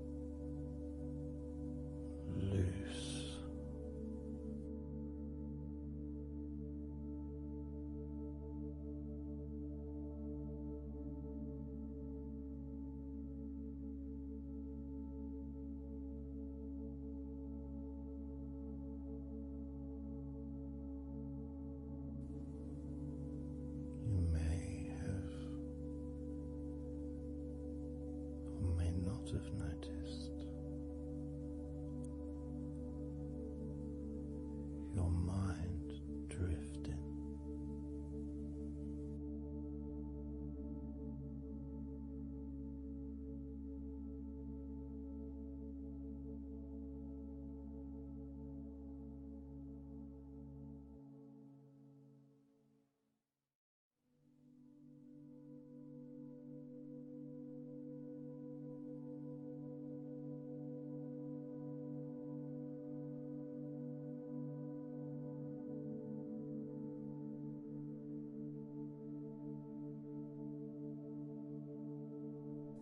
Peaceful.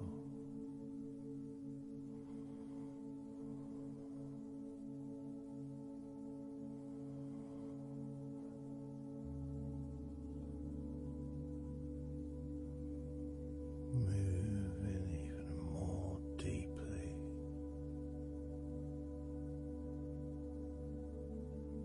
in the direction of total blissful peace. Blissful peace.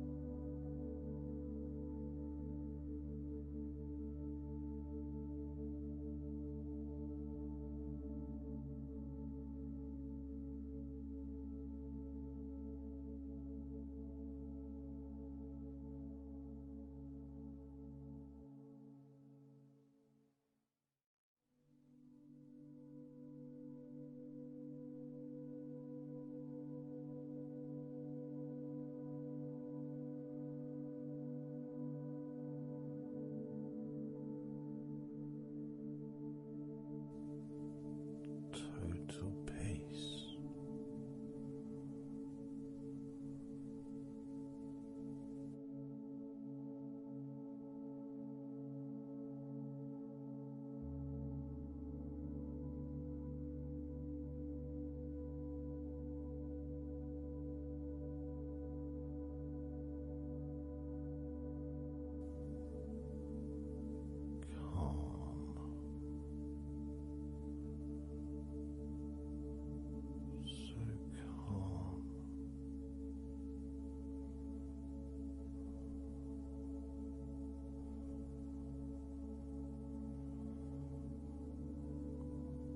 Letting go.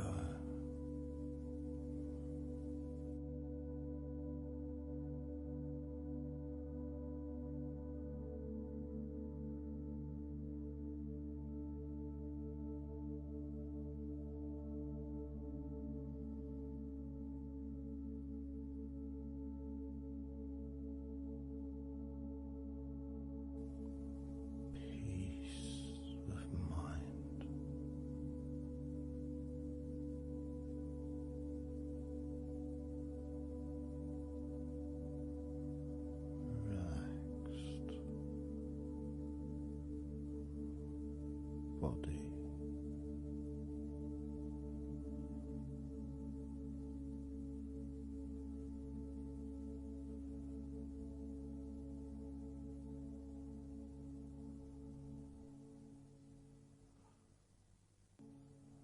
So relaxed.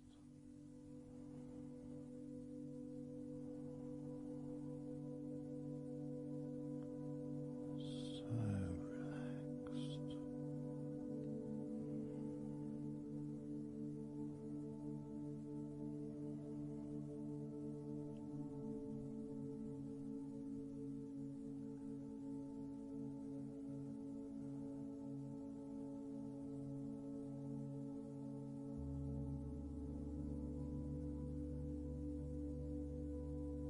Your body feels almost invisible.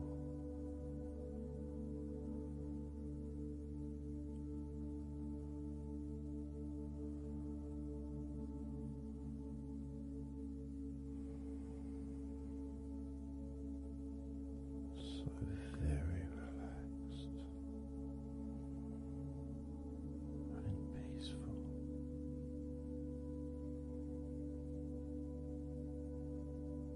So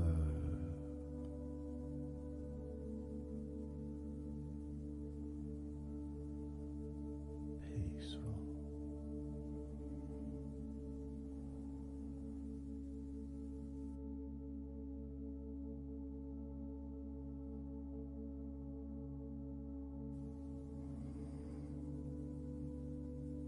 Relax.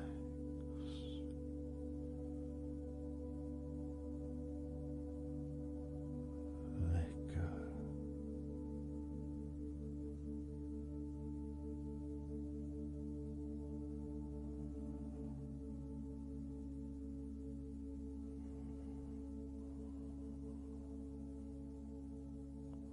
So peaceful.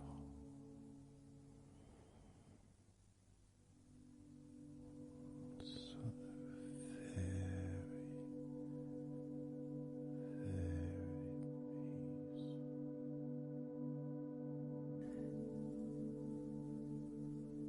And you could start to notice that you are feeling more relaxed.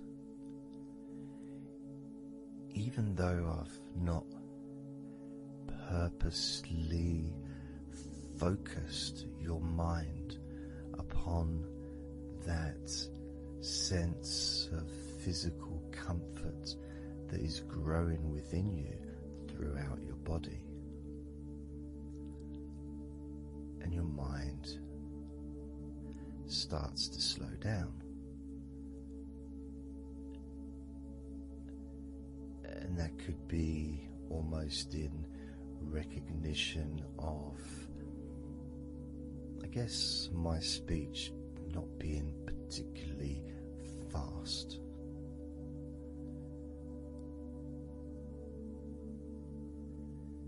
And things just generally feel calmer just by listening to my voice. You give yourself an opportunity to take a break from the day, take a break from your life as it is, and to give yourself a rest, giving yourself permission to take some time off and to allow your body to relax and allow your mind to slow down, which in turn releases the tension, any stresses that you had in your body.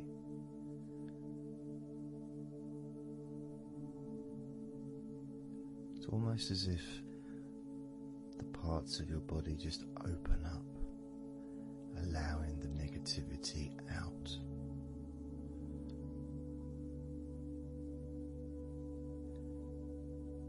And at the same time, replacing that negativity with positive, healing energy,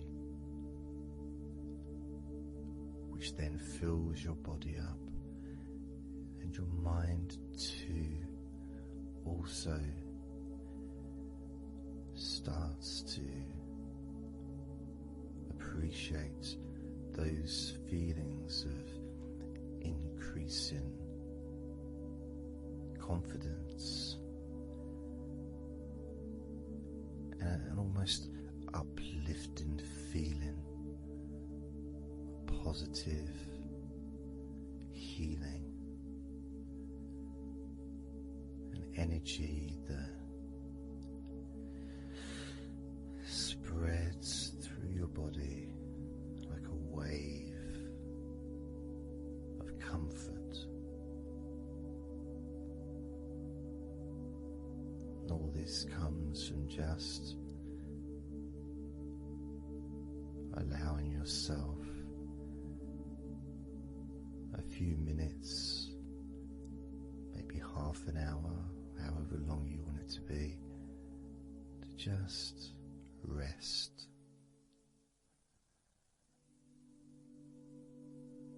and allow your mind and your body to almost reset itself to the settings of comfort and relaxation, calmness, which allows more room for feelings of pleasure and happiness to move around your body and into your mind,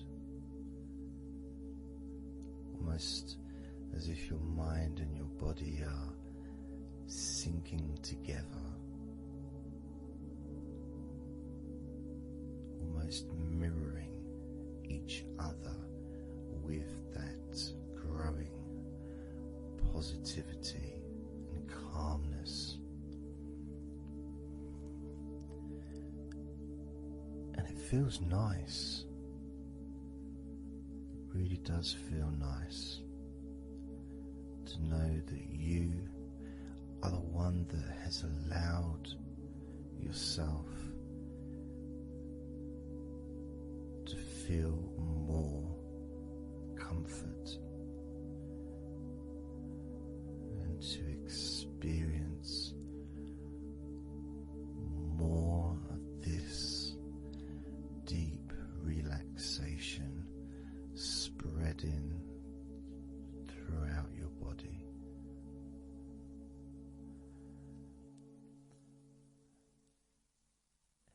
And as I focus on each part of your body,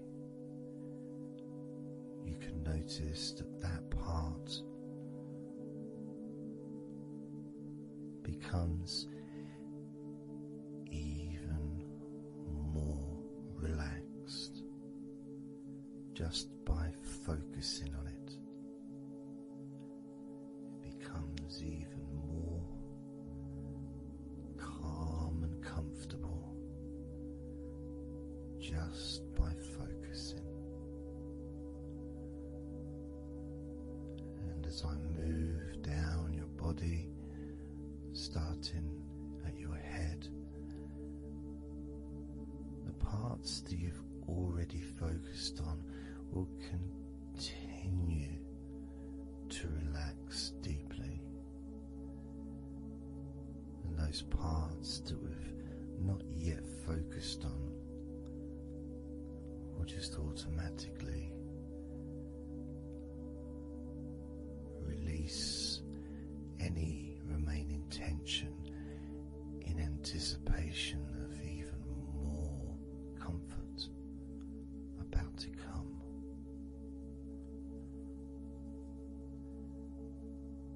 Now,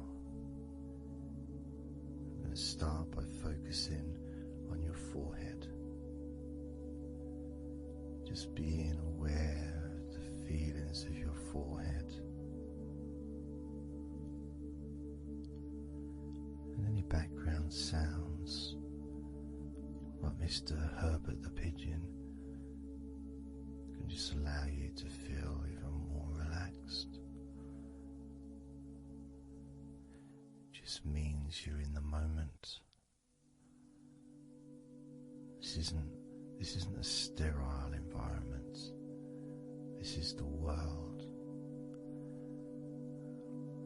I live in the countryside, so there's lots of nature sounds around.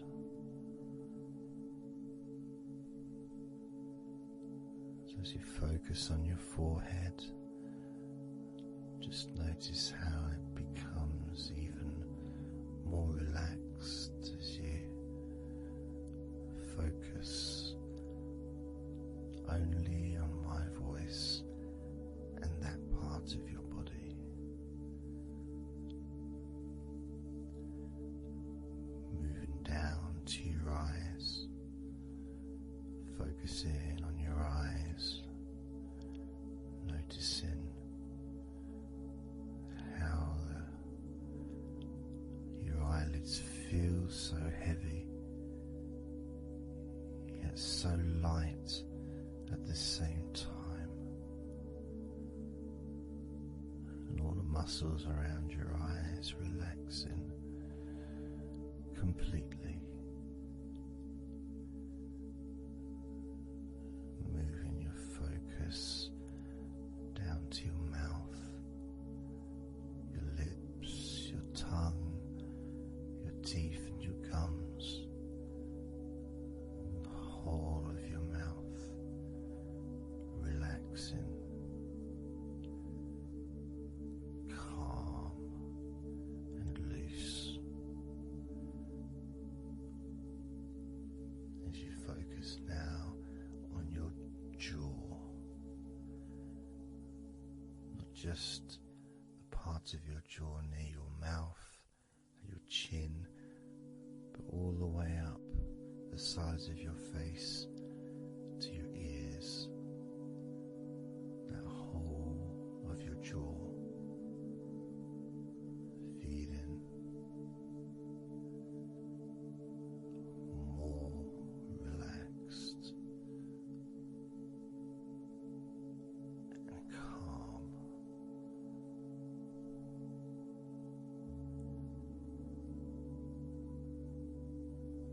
Focusing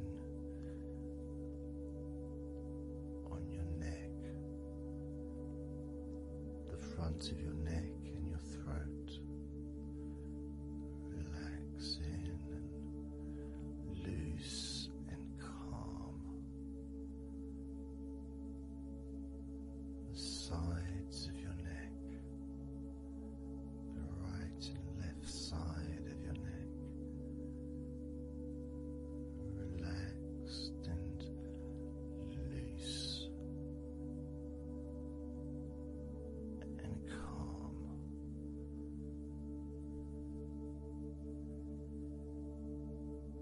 And now the back of your neck, focusing on the back of your neck,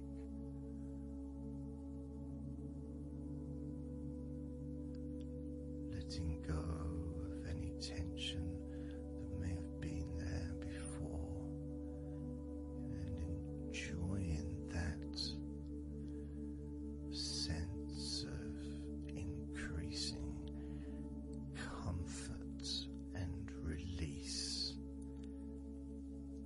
that you can experience in the back of your neck.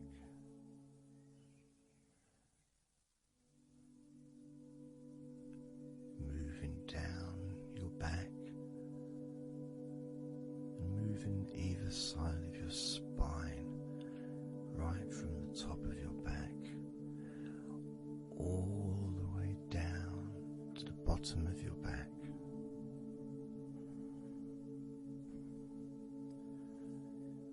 Down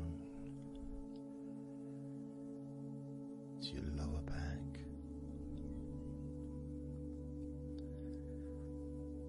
As you move up and down your spine, you can feel the muscles either side of your spine relaxing even more.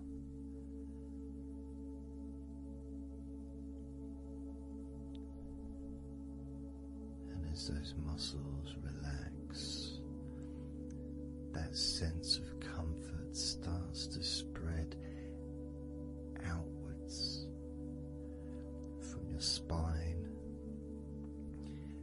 into both sides of your back. The top of your back, the middle and your lower back. And as you scan gently and slowly up and down your back, as the muscles in the top of your back relax and become looser, the muscles in the middle of your back also seem to just almost divide from each other, separating and almost melting.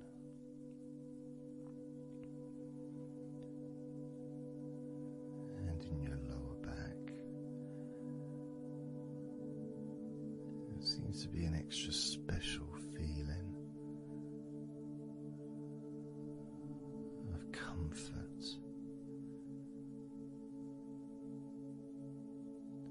That spreads into your hips, so down your lower back and into your hips,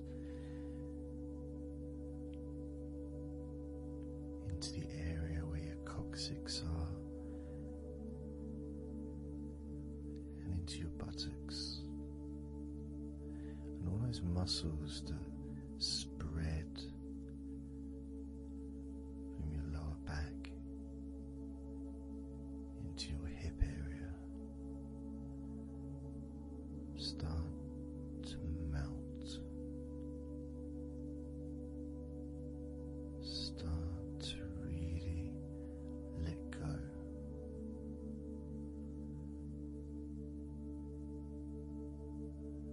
And even though we're about to focus on your shoulders, your back and your spine will continue to let go.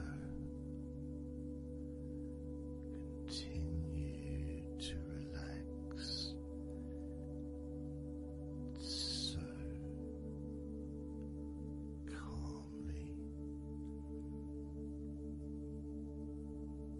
And as you focus on your shoulders, you may notice that they're already feeling really loose. They're already feeling calm.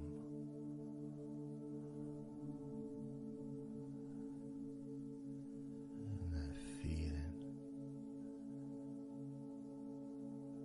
of those muscles that move from your neck into your shoulders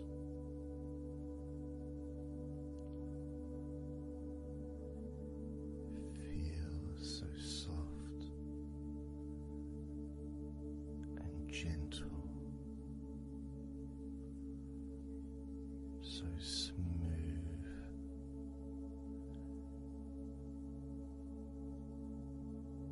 and calm.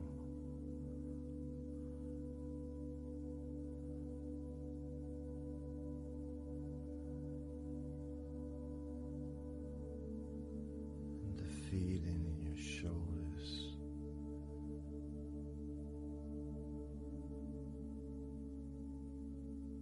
seems to spread deep into your shoulders. That sense of relaxation, not just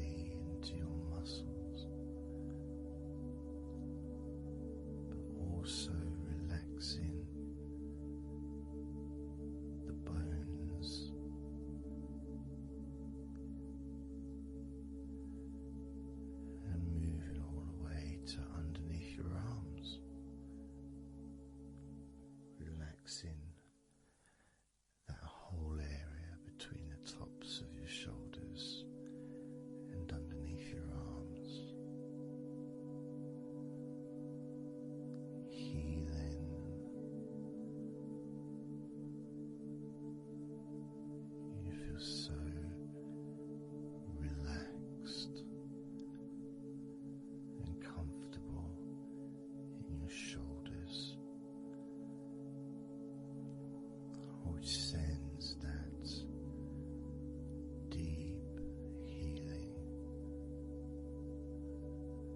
message into your arms,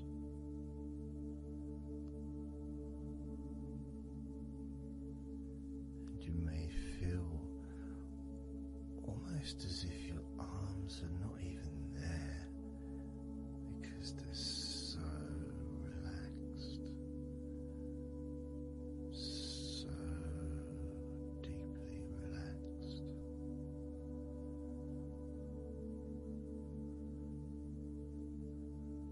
So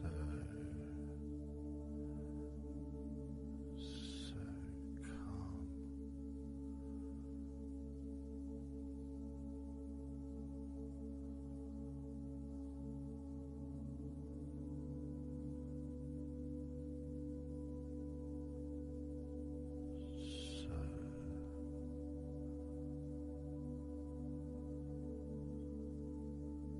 Loose.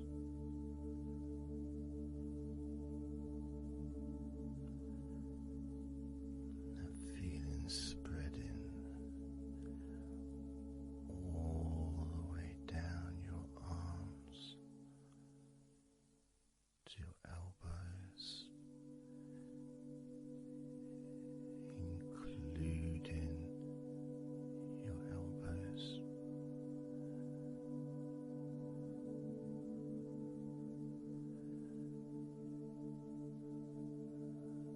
Circumference spreads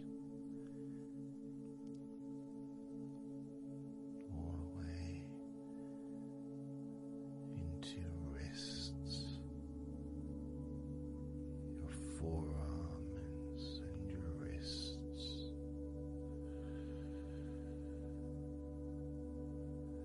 feeling so heavy, yet at the same time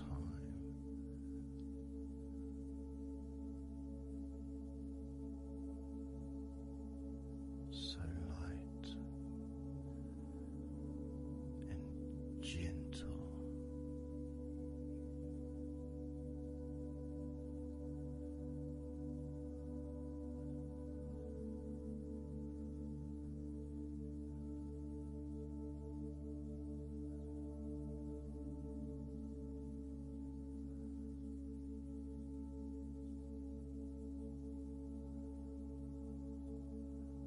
Focusing now on your hands.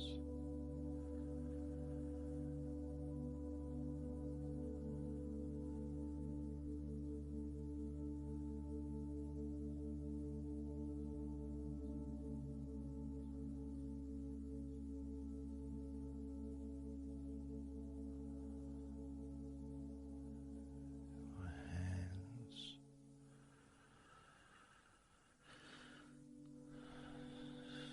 so peaceful in your hands.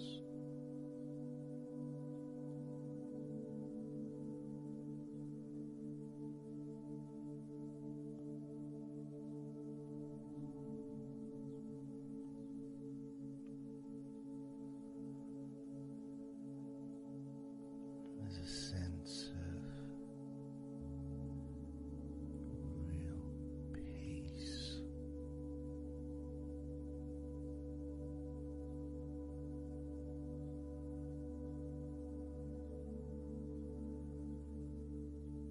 It just seems to feel so familiar when your hands relax deeply.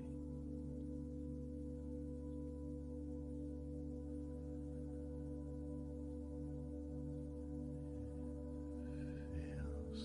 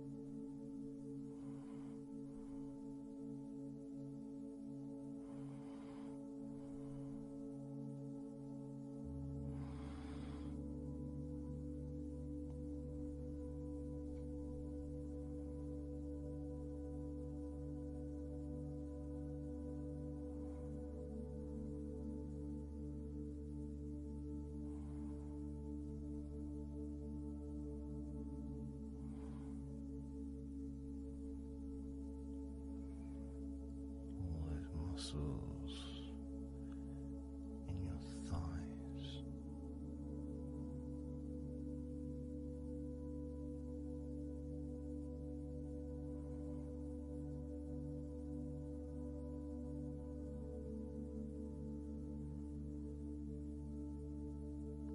Your knees,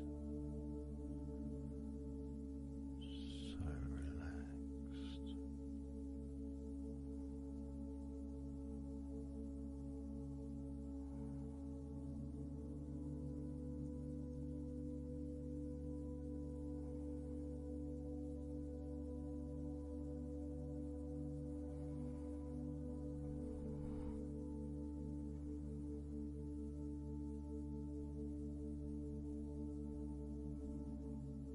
Your calf muscles and your shins completely relaxed.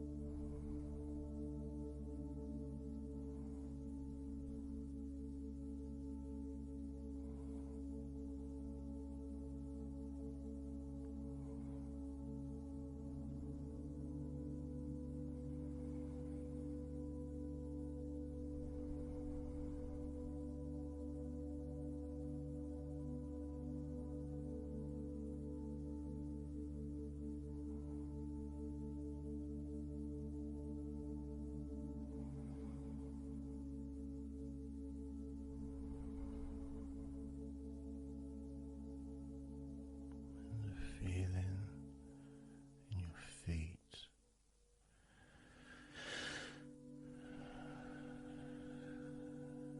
so peaceful and so calm,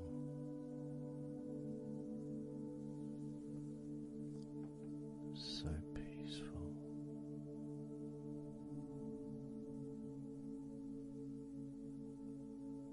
So calm.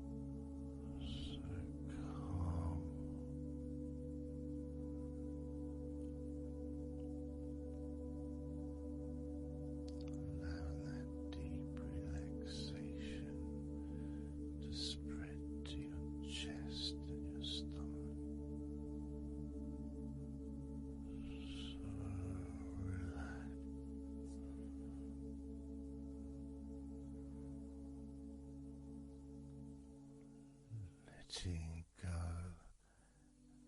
of everything.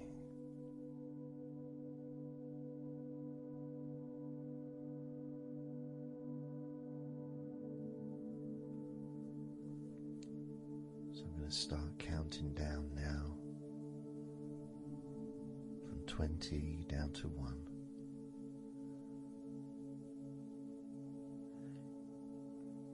You can imagine in a way it's like just walking down some steps, and each step, all 20 steps, and each step represents a level of comfort.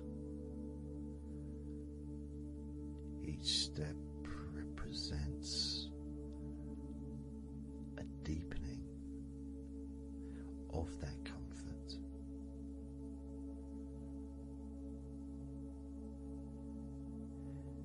And the further you walk down those steps, the deeper and more relaxed you feel.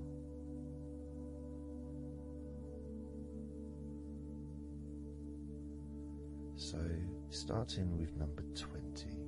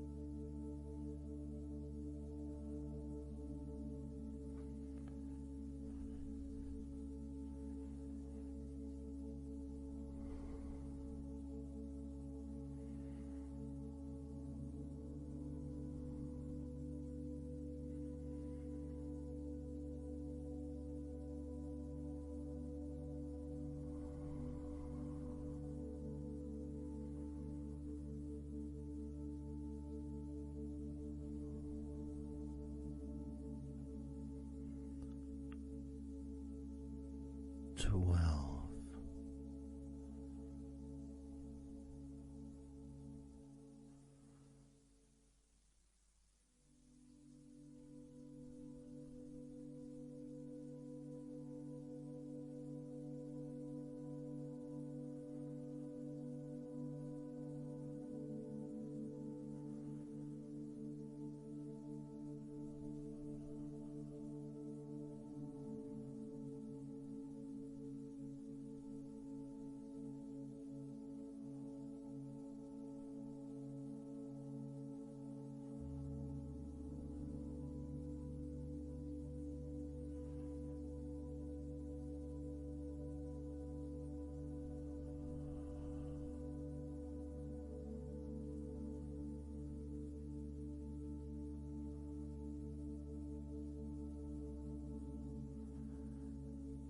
11.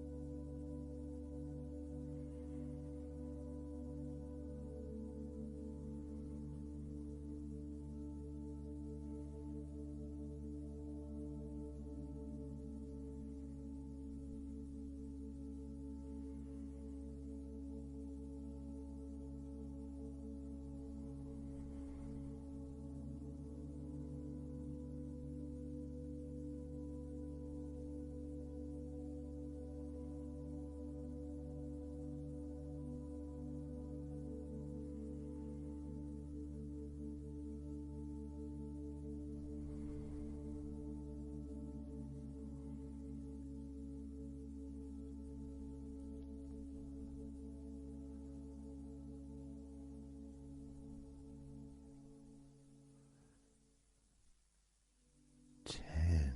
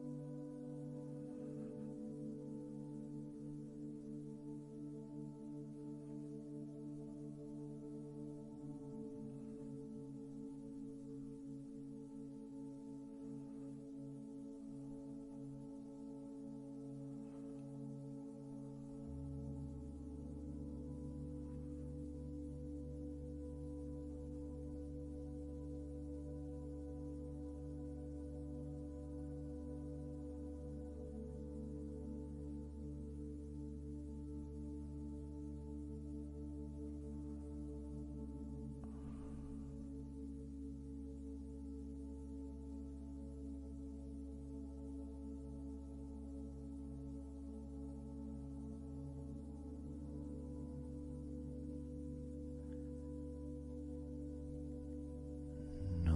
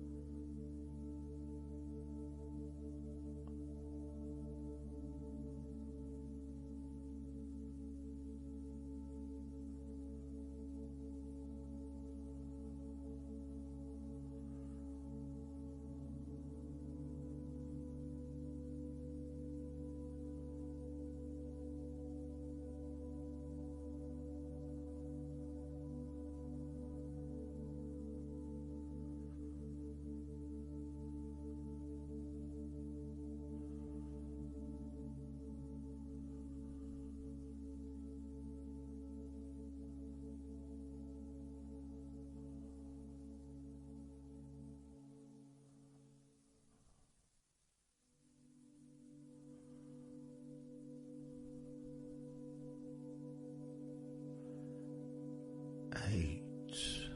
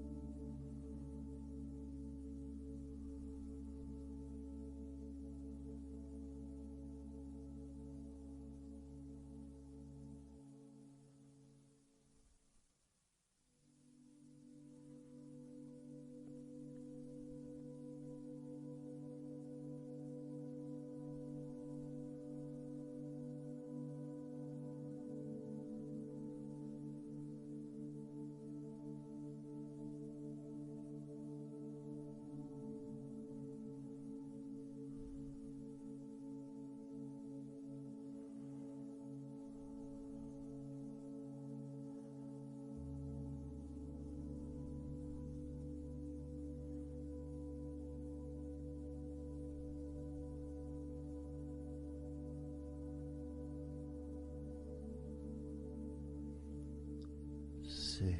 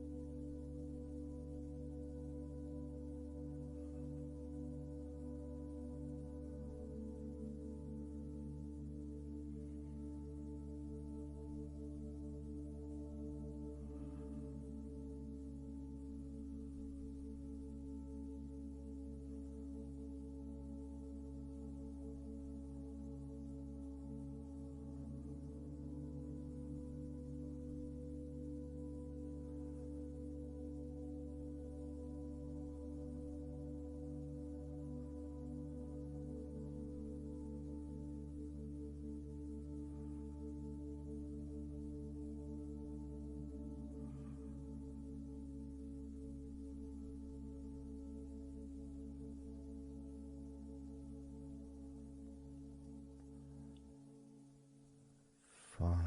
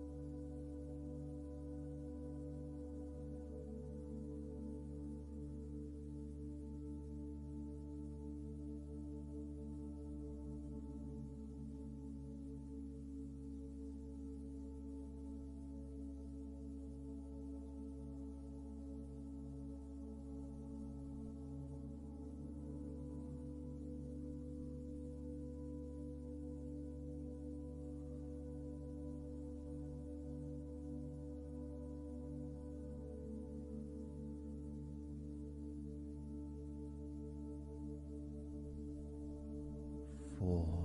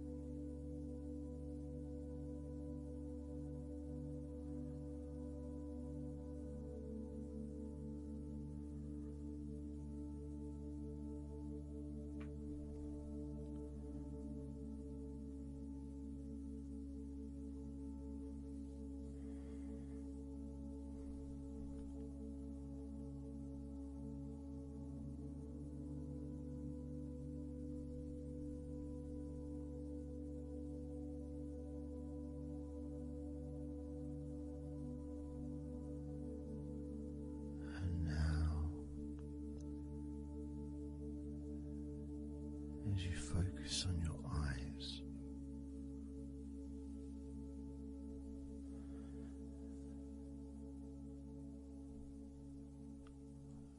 We're going to count down from 10 down to 1.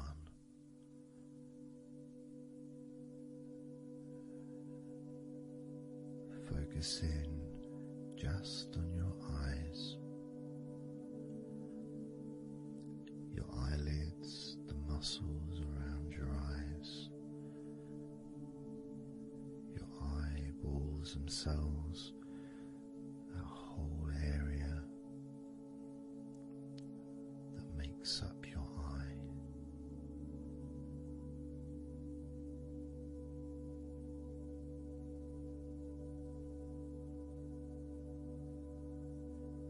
As we count down from 10 down to 1, whilst focusing on your eyes,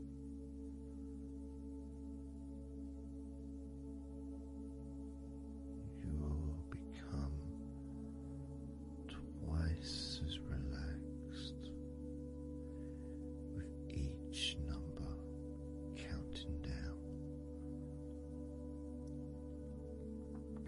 You may find that all you want to do is just drift off to sleep, and if that's what you want, then just allow yourself to do that.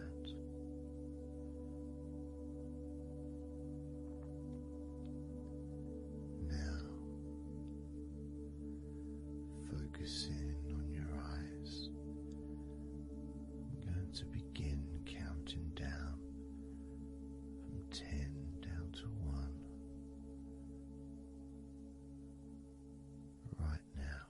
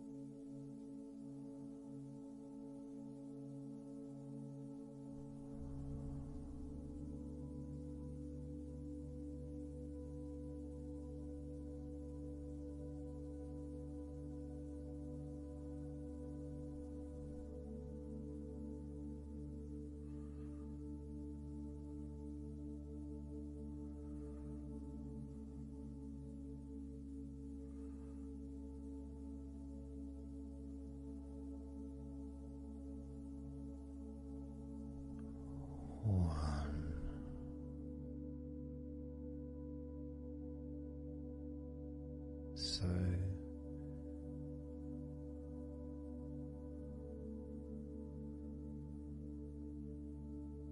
counting down from 10 to 1. 10, 9, 8, 7, 6, 5, 4, 3, 2, 1.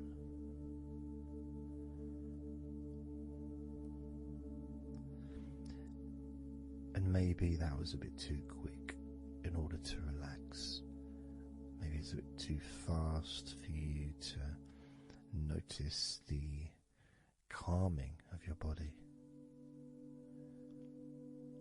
Maybe even a little bit of pressure there, like you're counting down from 10 to 1. What do you expect me to do, man? You expect me just to go all floppy just because you're counting down?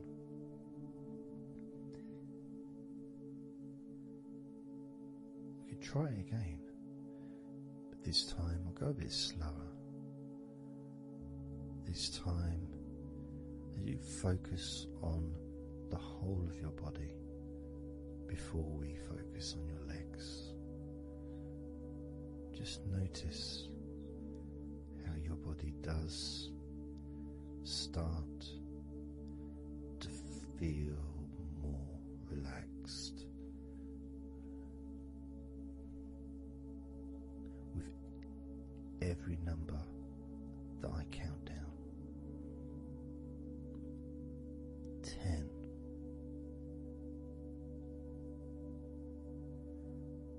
9,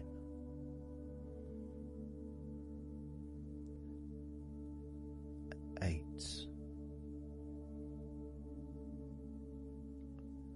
7,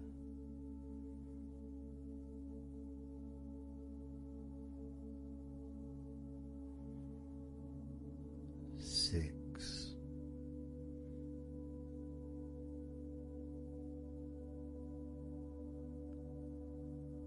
5,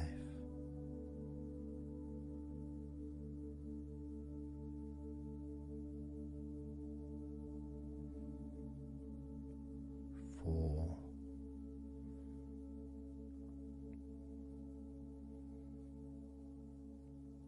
3,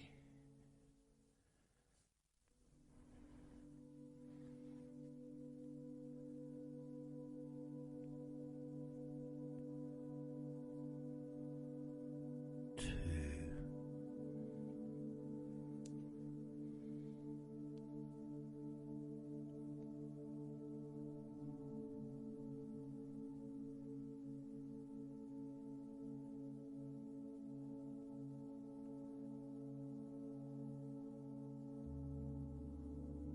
1.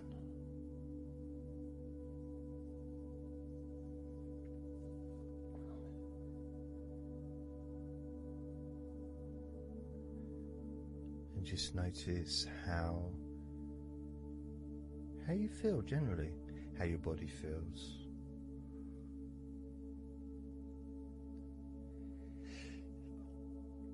It's not necessarily even about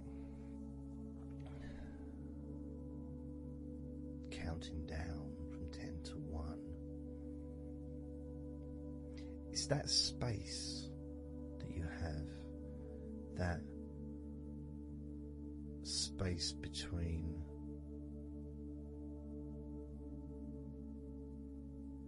being active physically or mentally to just sitting or lying down, just being there, not doing anything, not saying anything, not needing to think about anything. So it opens up a space, a bit of a space, a gap.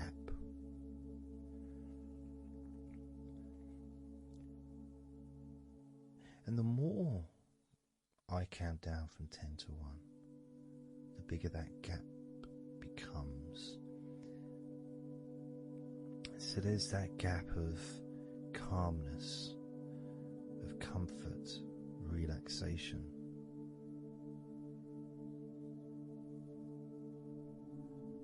It's a nice feeling.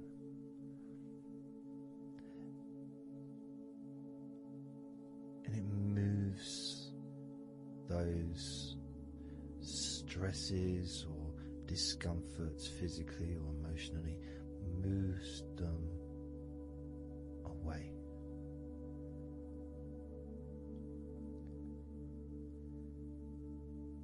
Allows you to just slow down. So I'm going to count again from 10 down to 1 and notice that gap widening. The gap. And as it widens, it's almost like the stress and attention falls into the gap.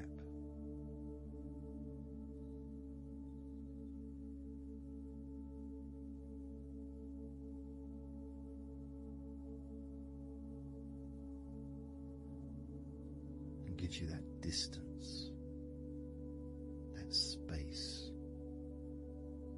Now, 10, 9,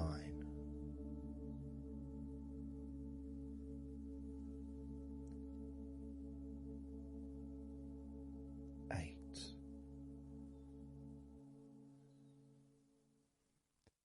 7,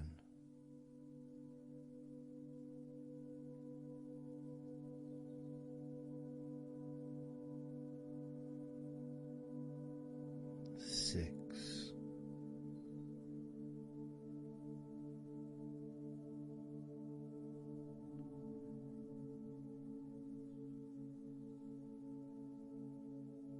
5,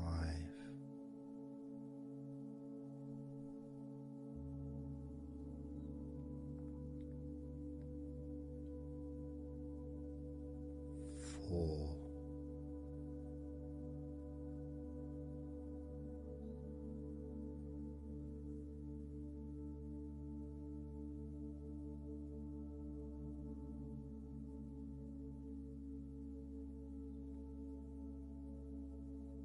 3,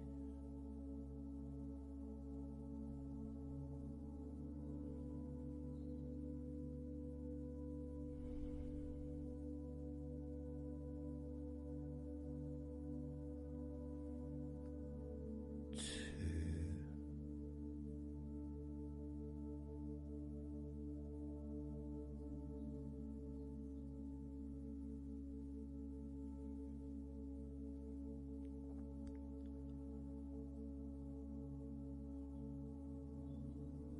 1.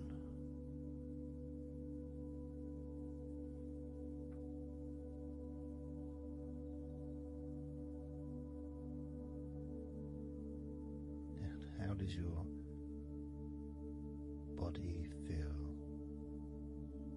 now?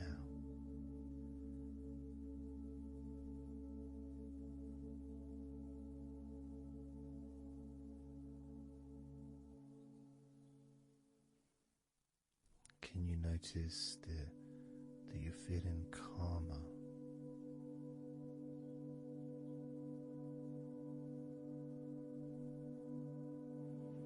That you're feeling more relaxed?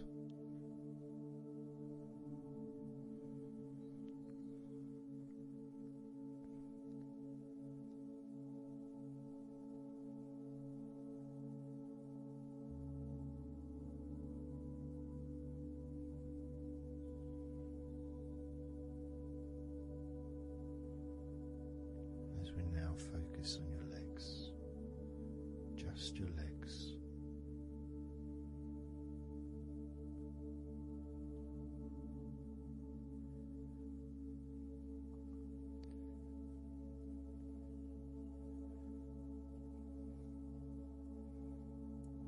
We're just going to start with focusing on your thighs.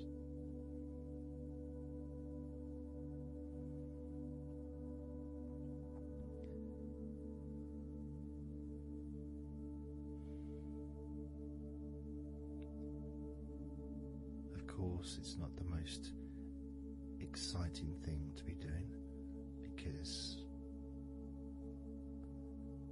I'm sure, like most of your body, there's not a lot going on right now.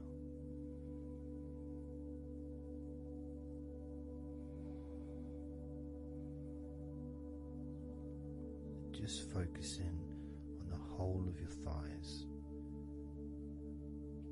the tops of your thighs, the sides of your thighs, the bottoms of your thighs, your outer thighs and your inner thighs. Basically the whole of your thigh that leads into your hip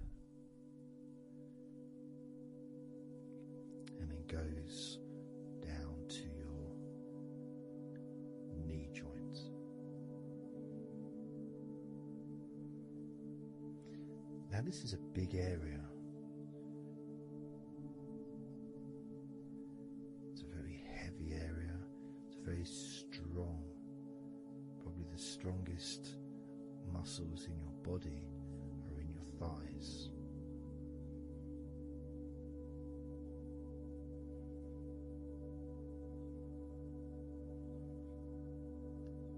But I don't think we perhaps give enough attention to our thighs.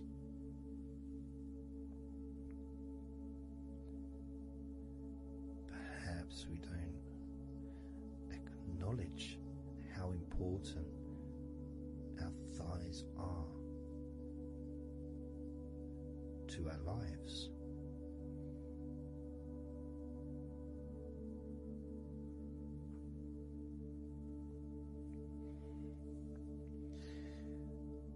How much they actually do for us all through our lives.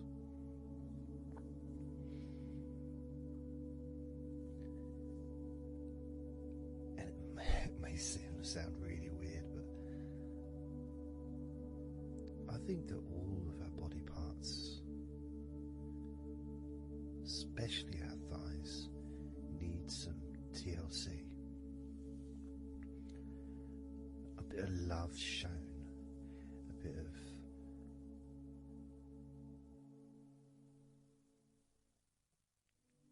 acknowledgement, a thank you, gratitude for what our thighs do for us.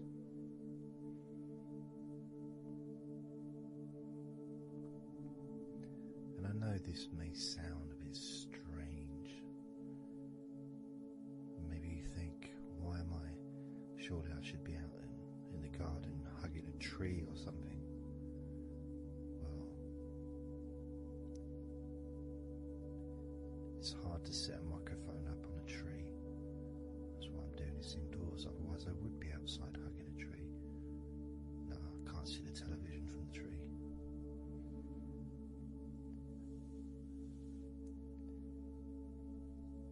If you move down to your knees, again, such an important part.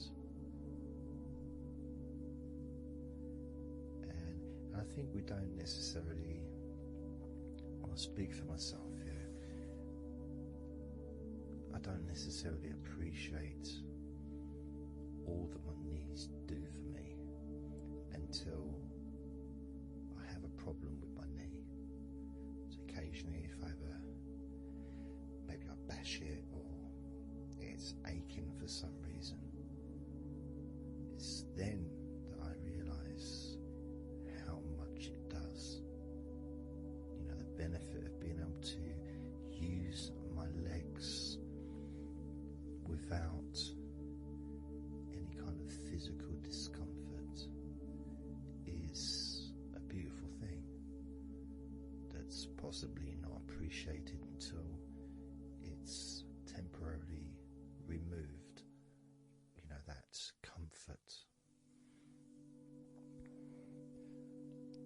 as you focus on your knees, regardless of how your knees feel,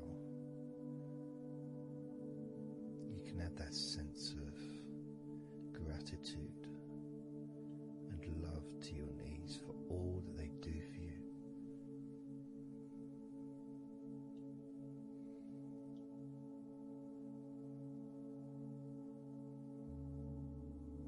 And you can still have that attention on your thighs, and maybe notice how your thighs feel. Maybe you've noticed that they are relaxing more deeply.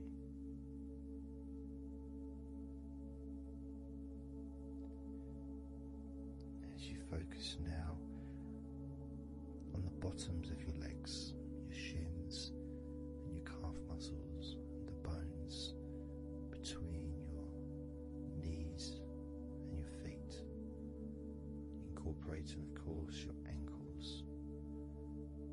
So important.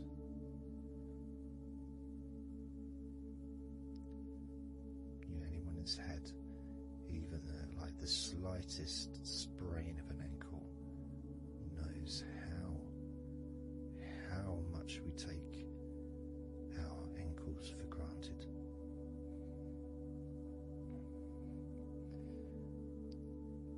And it's kind of strange in a way when you think that, logically our wrists are a lot thinner than the rest of our arms, which is okay. Can't see any problem with that because we're just picking stuff up. But our ankles are so much thinner than the rest of our legs.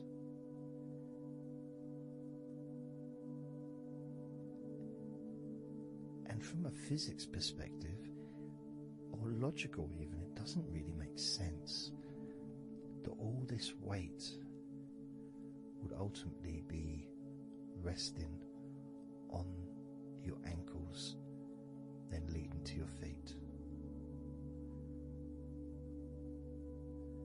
That thin area, thin bone, yet it does so much great work. Supports us, supports our body for a lifetime. Helps us to balance, helps you to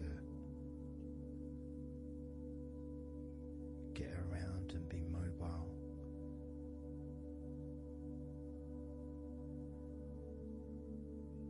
And there's the calf muscles, of course. When I was younger, I couldn't see the point in calf muscles. It didn't seem to do anything. Okay, if I walked around on tiptoes, then my calf muscles get some work. But of course that's not true. The calf muscles are being used whenever we use our legs.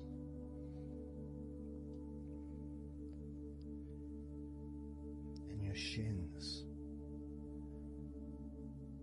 there to protect your lower legs, shaped in a way almost as a protector for the bone.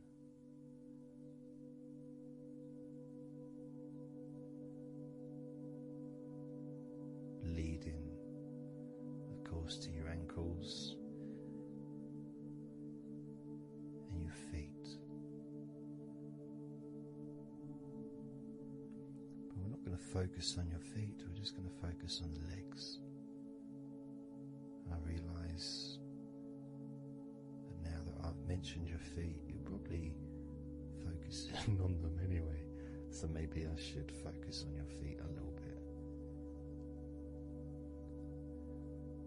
You can have them in your awareness, the same as you have your thighs in your awareness, even though we haven't been focusing on your thighs for a few minutes. Focusing on your ankles,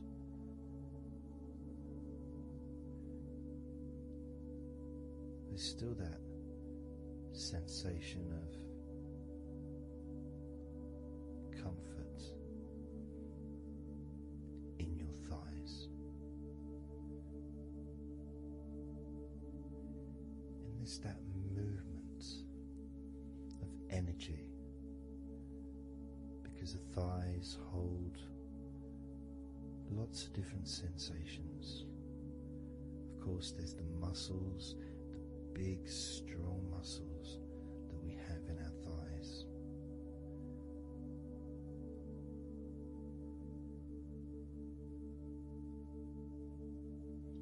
But the skin on the outside of the thighs, as in the outside of all of our body, can be very sensitive.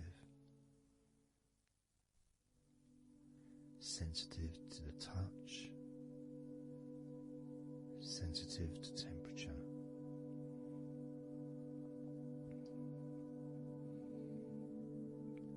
And inside your thighs,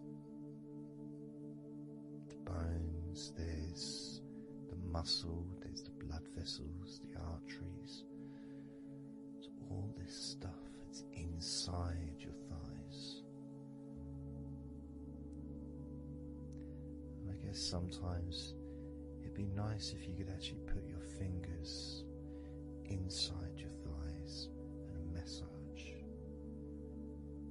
So you can massage on the outside, of course, but to be able to get deep into the muscles and to be able to just massage inside your thighs, massaging the bones of your leg,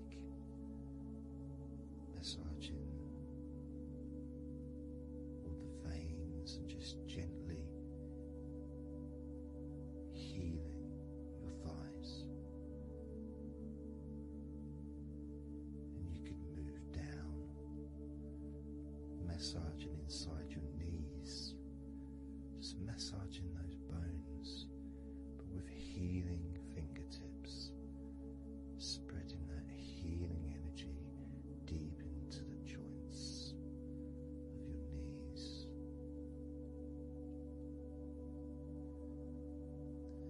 Of course, there's the back of your knee, the inside crease where your knee is. It's a very sensitive area. Feels very nice when you stroke it.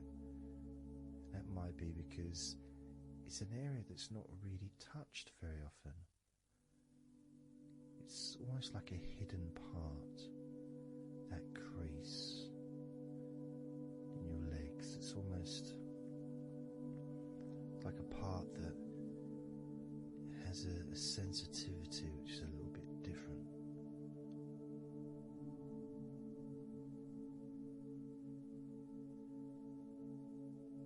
Of course, it's protected by your legs.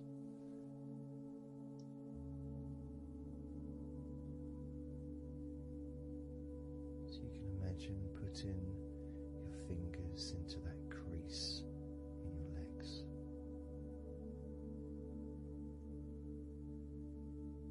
That fold in between your legs, you can just massage with your fingertips. Imagine your fingertips going inside, massaging the muscle tissue. You can of course feel the bones of your knees healing through your fingertips.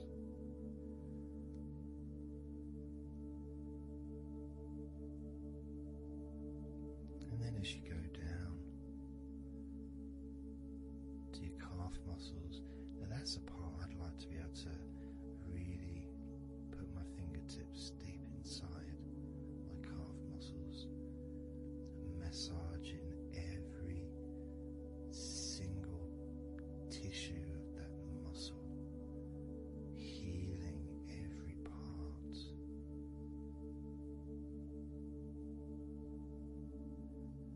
And then doing the same for my shins, massaging and gently stroking the bones, gently stroking them, healing because they deserve to be treated as the precious bones that they are. Because our legs are so precious, as in all the other parts of our body. They're more precious than any jewel on the planet.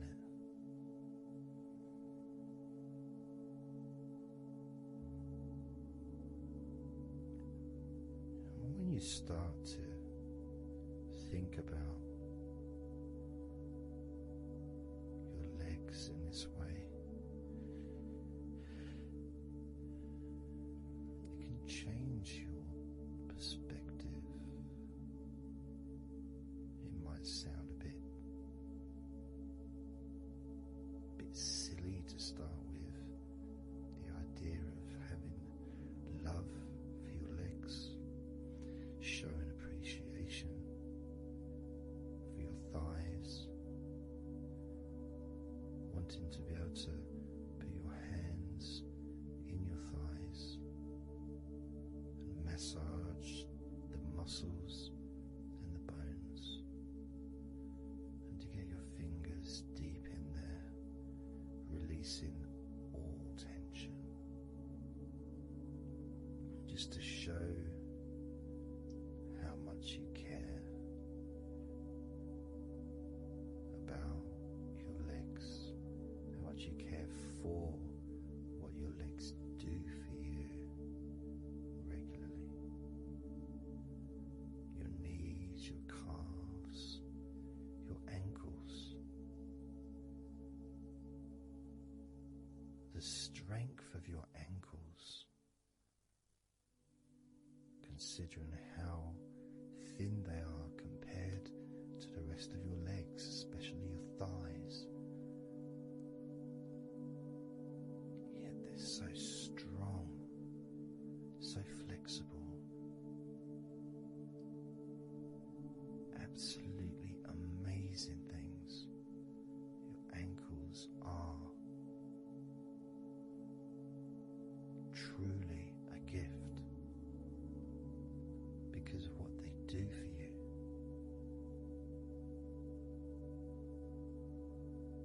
Supporting all that weight, regardless of what weight you are, even if you're only 8 stone,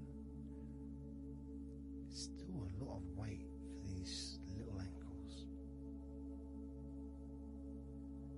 Now I'm a lot heavier than 8 stone, double that. Yet my ankles support my body all the time.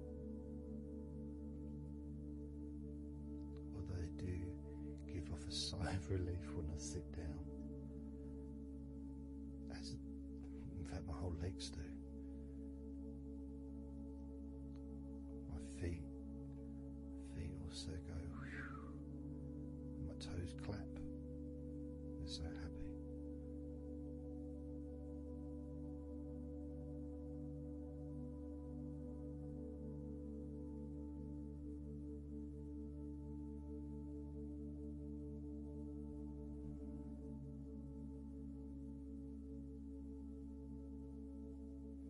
Your legs really are amazing. And I know that talking about your legs is possibly among the most boring things you've ever heard anyone say, possibly. But boring or not, everything I said is true. Your legs are amazing.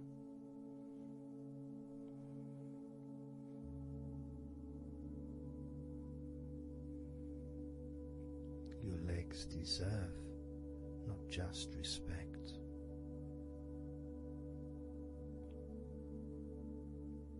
but they deserve to relax deeply.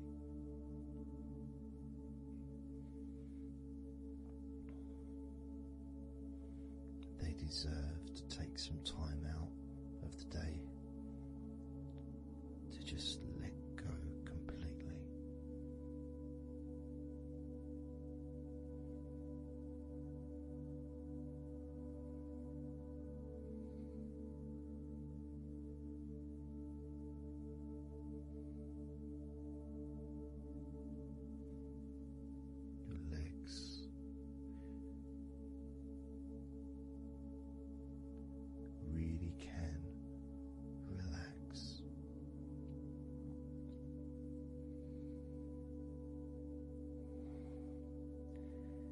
because the legs are such a very important part of your body, when you relax your legs, the rest of your body also naturally follows in that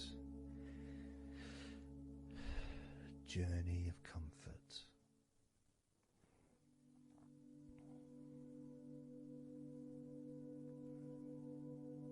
I can feel it in my hips. My hips feel really loose, and also my lower back as well. My lower back really feels stretched, even though I'm just sitting in a chair and there's no stretching as far as I'm aware that I'm doing. But it's almost as if the muscles are just relaxed so much that there is a natural stretch as the tension has reduced a lot.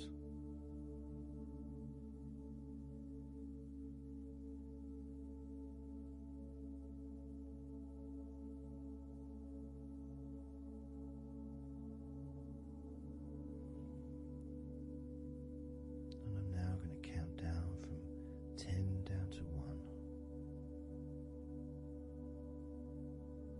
And you can continue to feel wonderfully relaxed. 10, 9, 8, 7, 6, 5, 4, 3, 2, 1.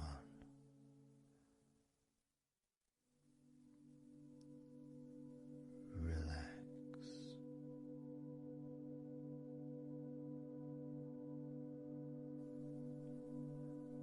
So I'm just going to count down from 5 down to 1. And as I count down, if you just focus on the numbers, just the numbers, counting down, and notice how you feel in this moment as you hear the numbers counting down, knowing that those numbers counting down represent you feeling calmer, not just in your body but also relaxing your mind. And just notice how you feel. There's nothing to do, there's nothing to say, there's nothing to think about. Starting with number 5.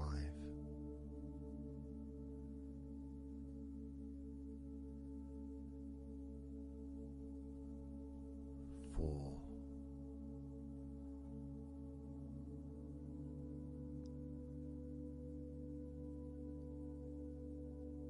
3.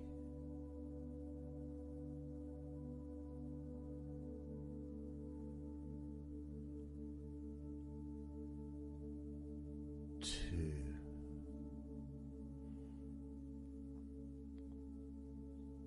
1.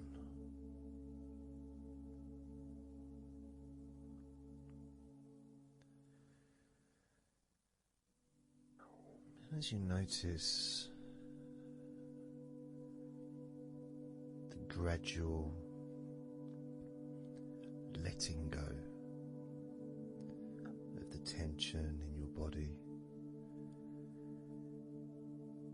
you may also begin to notice and be aware of how your mind is starting to slow down.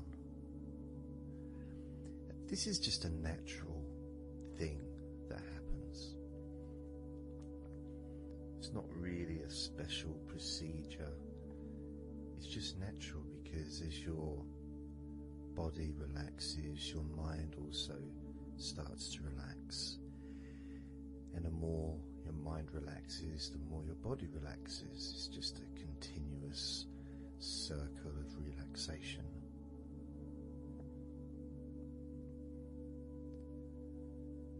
And there's that calmness that comes from relative quietness.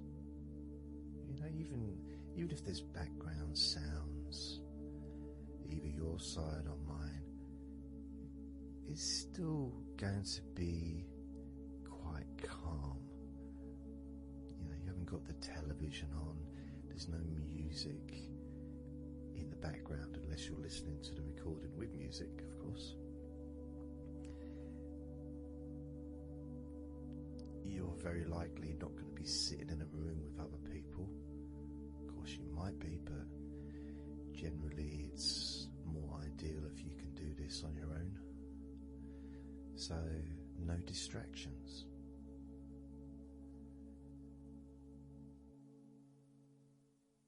And when you stop thinking about stuff,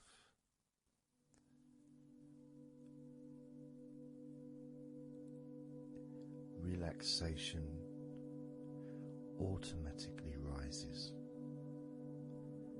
A sense of comfort starts to grow.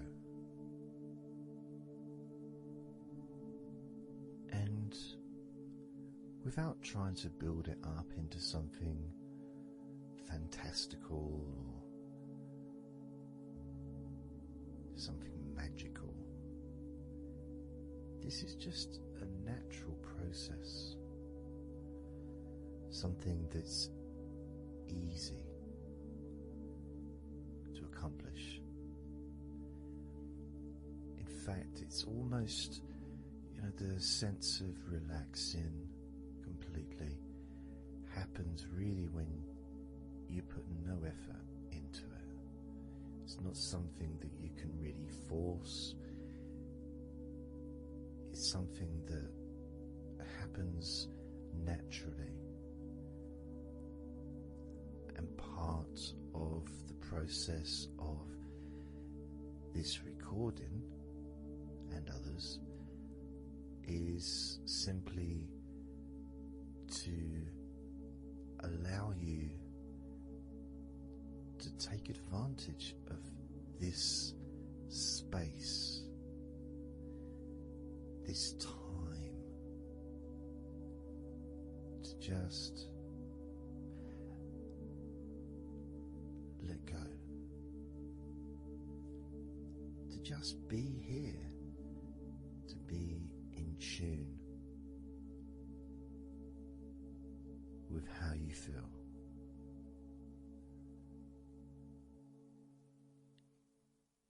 Yet with the intention of wanting to relax deeply, and maybe even to fall asleep, depending on what it is that you wish for yourself in this moment.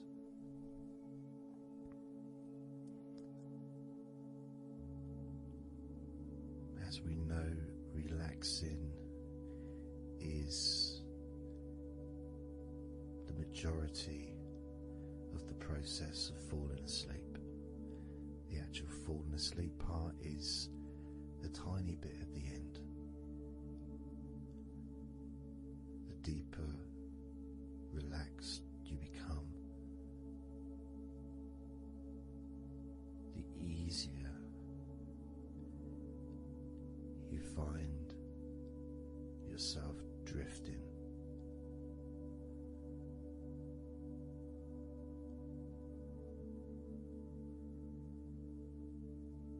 But you can also, if you choose, stay focused on my voice and really enjoy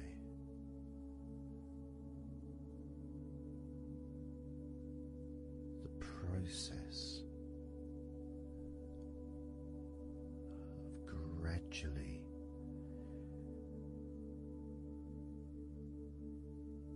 relaxing each muscle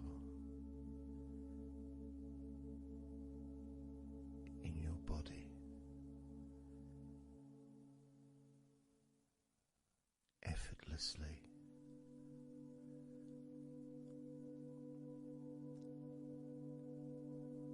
And just observing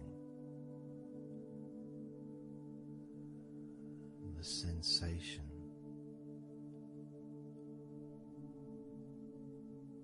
of letting go.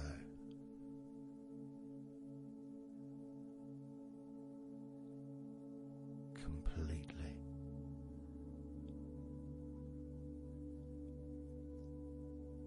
This time I'm going to count from 6 down to 1. And you can notice your mind calming down more with each number that you hear me say. Naturally feeling calm and slow and peaceful.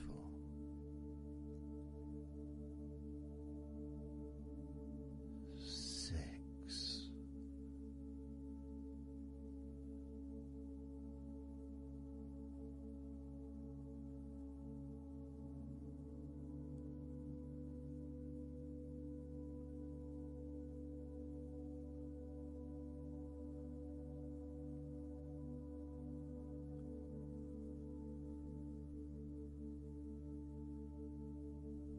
5.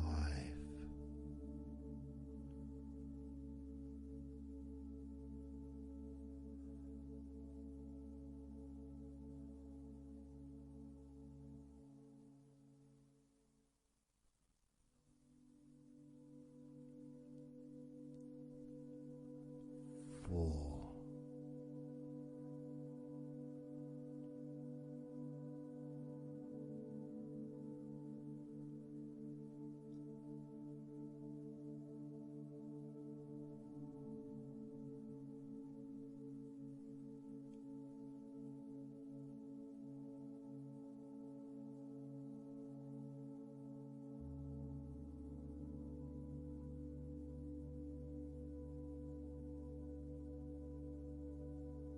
3.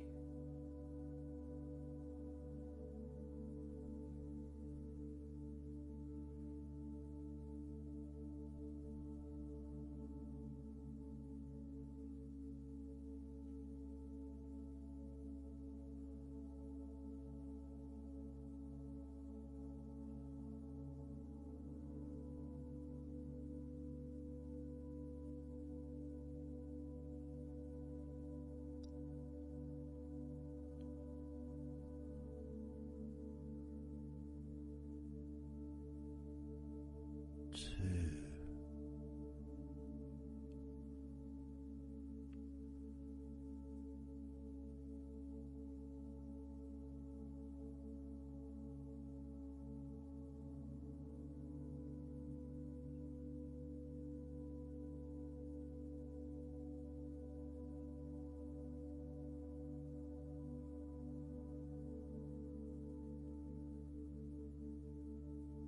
1.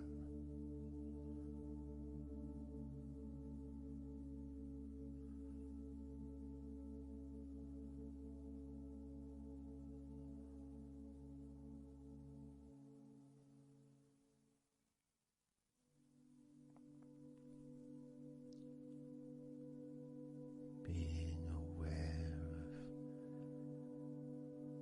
of how your mind has slowed right down, sinking deeply into relaxation.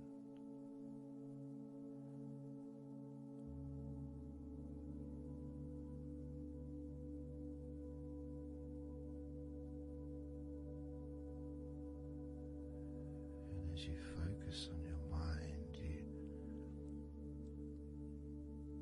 may notice that there are some thoughts still there, maybe some stubborn thoughts that for some reason perhaps need your attention.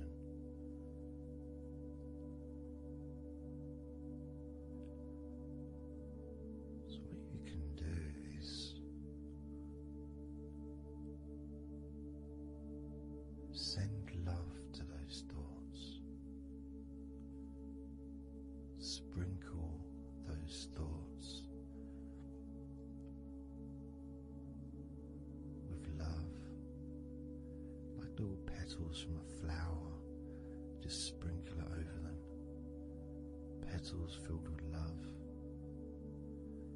towards those thoughts, to let those thoughts know that you're not abandoning them. You just need them. You require them to just calm down, slow down, quiet down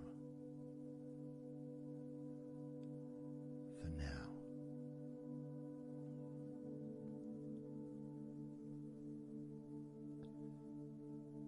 So as you focus on those remaining thoughts, as we count down this time from 7 down to 1, with each number, just imagine sprinkling those flower petals of love, kindness, gratitude over those thoughts, which will allow them to just melt away and relax deeply. With every number,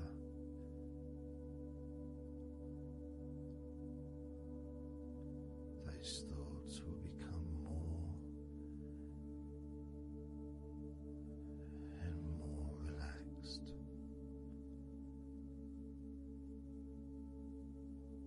Starting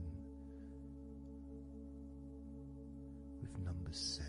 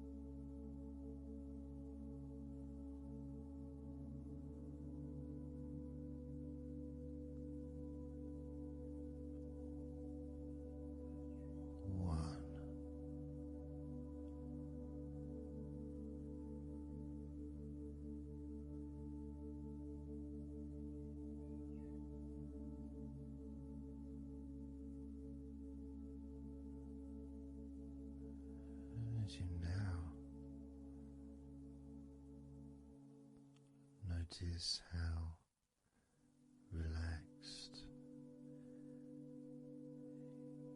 you're feeling in your body.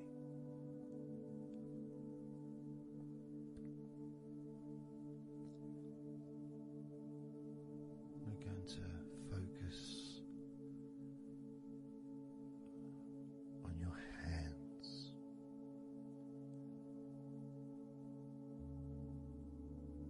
Because the more relaxed your hands are, the more relaxed your body and mind are.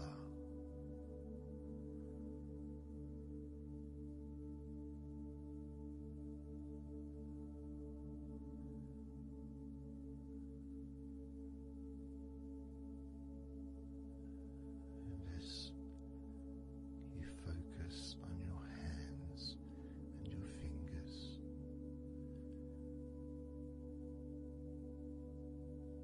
there's nothing needed to be done. There's no clenching of fists or tensing the fingers or anything like that.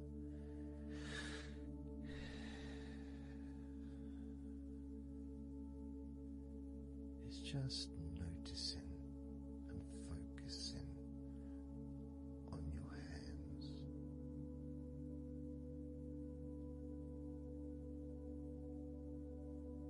Noticing how they feel.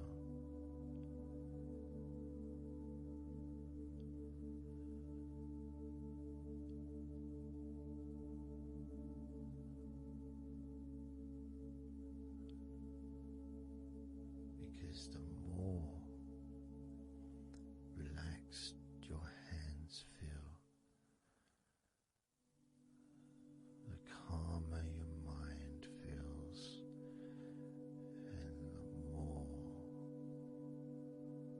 comfort you feel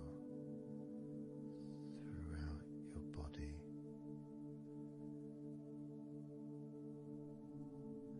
And you may have already noticed that your mind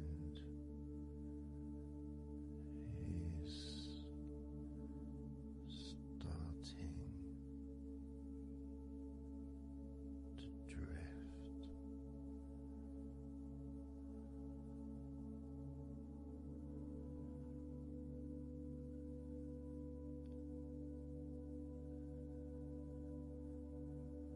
Focusing just on your hands and fingers, allowing them to experience a real deepening of that relaxation in your hands and fingers.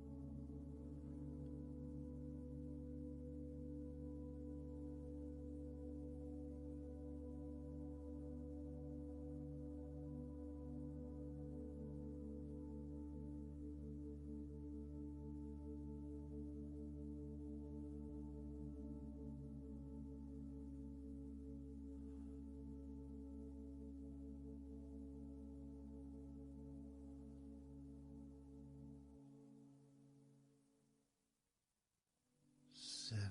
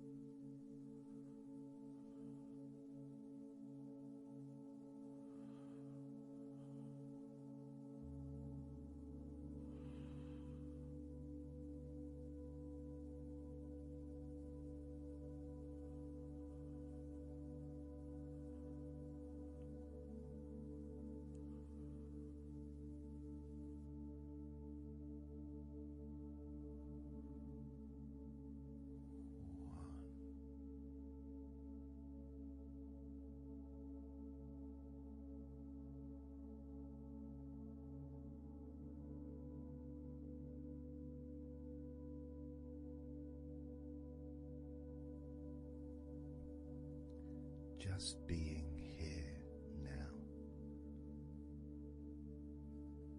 Nothing to think about, nothing to do, nothing to say. And everything just feels calmer. And this is your natural state of being. This is how you just normally feel when you take away all of that other stuff that we add. You know, things like stress and worrying and overthinking and anxiety, tension. Generally thinking about stuff. When you take that away, which is what we're doing now,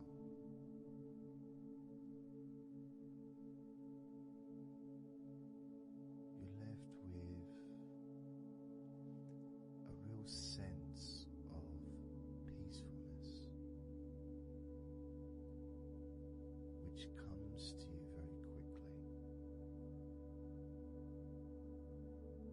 Because ultimately it's just a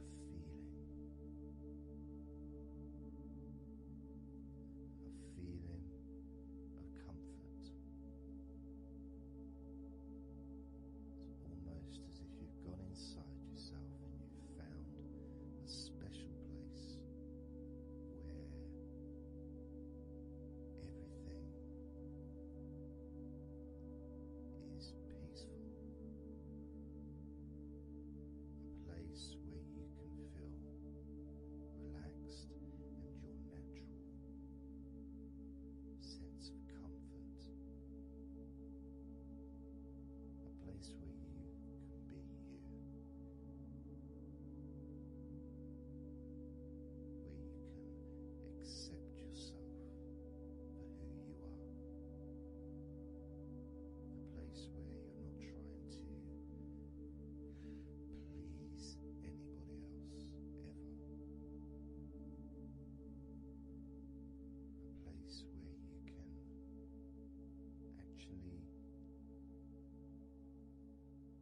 just love yourself, but in some ways, more importantly, you can like yourself. Appreciate who you are.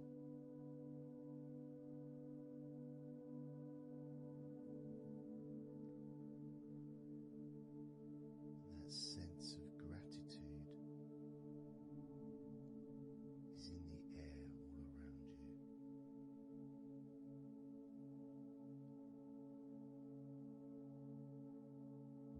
That's also a place where you can actually feel the healing energy soaking into your body.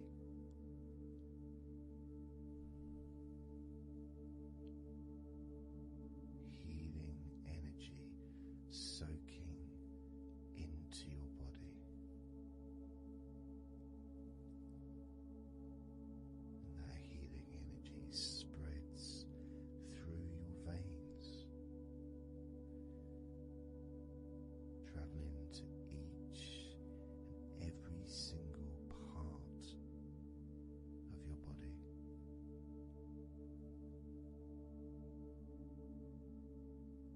And you start to realize that actually that healing energy has not just entered into your brain, it's become part of your brain. And that spinal fluid is now mixed with healing energy.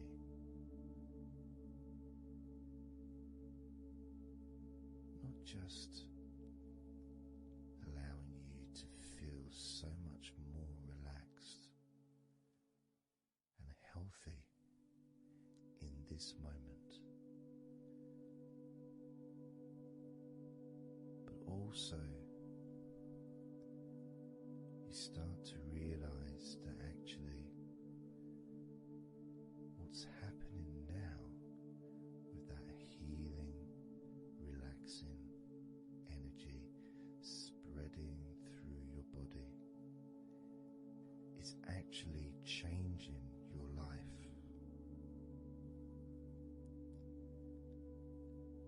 It's actually changing the way you're going to feel, not just now, but tomorrow and the next day, as your health improves. Not just your physical health, but your mental health. Things that used to bother you in the past, for some reason, no longer have the effect that they used to, because something has changed deep within you. Maybe things that used to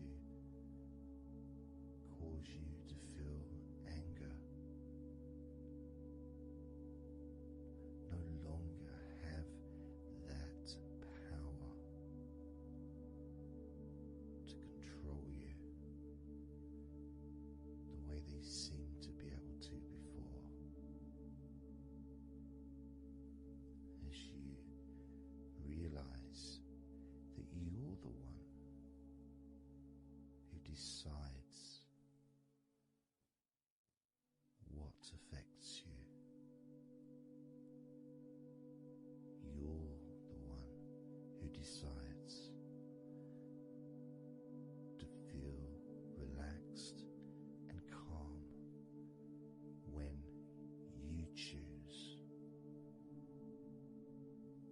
to enjoy noticing these natural developments of healing continuing to grow and improve your life day by day.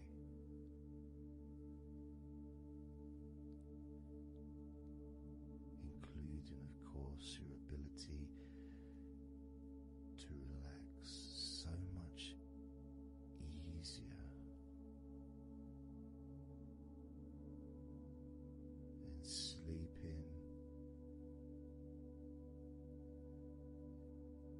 most natural thing in the world to you,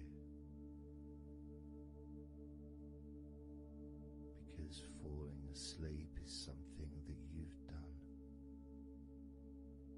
so many times in your life, and you know that you were born, as we all were, with the ability to fall asleep naturally. We were born with that ability to just drift off into a deep, healing sleep.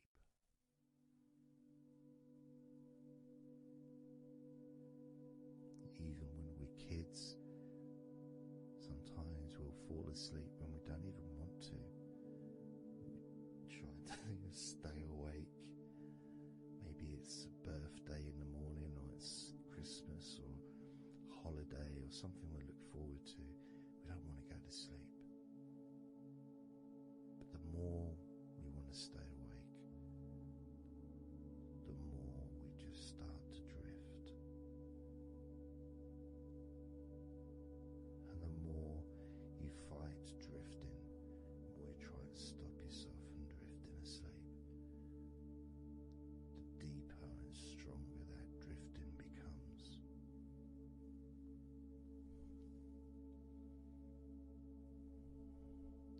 Because we're born not just with the need to relax deeply and to naturally fall asleep, but it's our birthright. It's part of our DNA.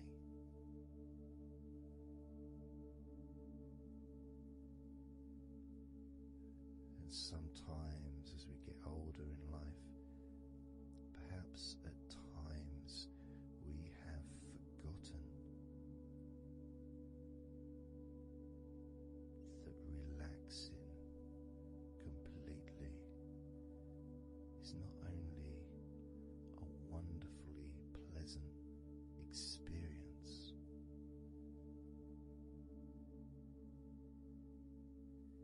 it's also really easy.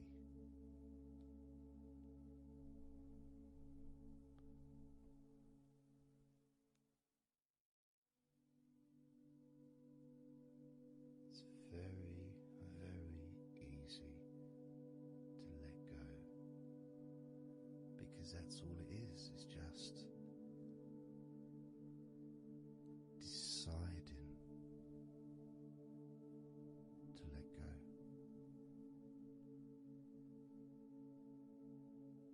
And when you press the play button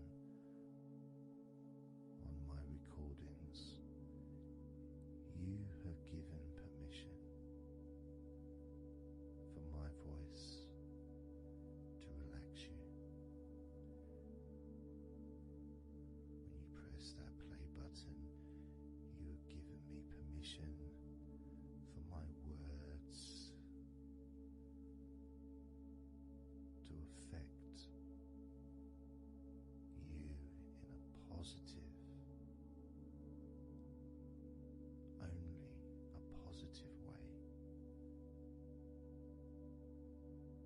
opening up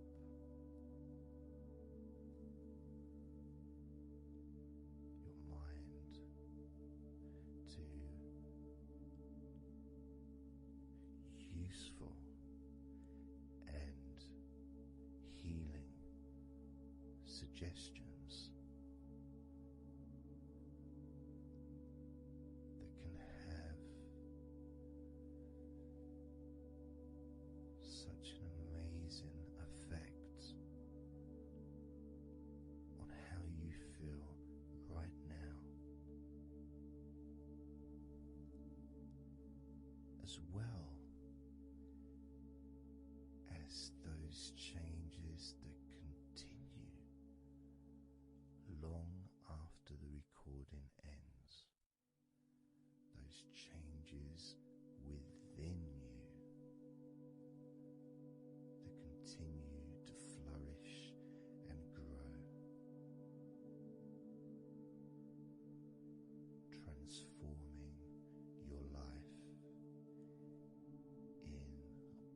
positive, beautiful way,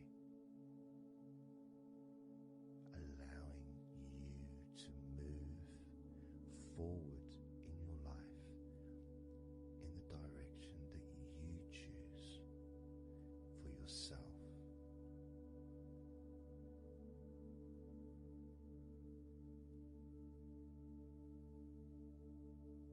And this feeling that you can experience of safety, comfort, calmness,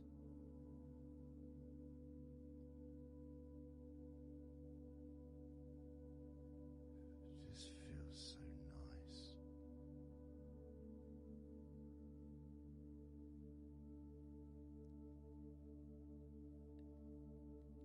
It's such a healthy place to be.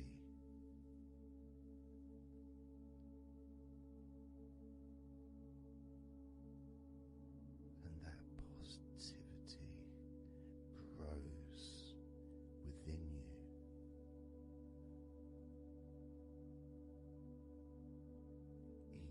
Each and every day, moving forward, you're going to find that you're more relaxed physically and in your mind is more relaxed. And it's not that you're thinking slower, it's just that your mind will be less clogged up with unnecessary negativity. Because from now on, your mind rejects negativity. From now on, you're going to start noticing when negativity arises, and you can just say stop. Stop. And that negativity will turn around and leave you alone.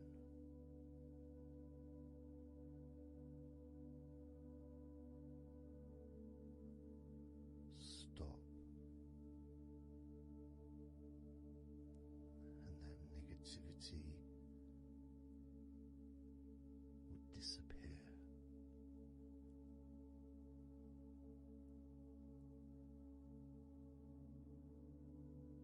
And as you notice that you feel way more relaxed than you probably expected,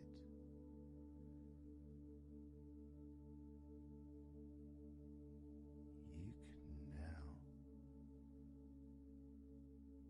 congratulate yourself because you're the person that has done this. You are the one that has opened your mind up to the simple facts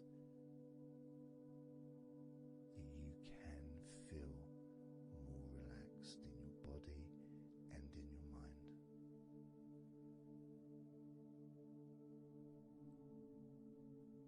You've opened your mind up to the birthright of being able to just fall asleep easily when you choose.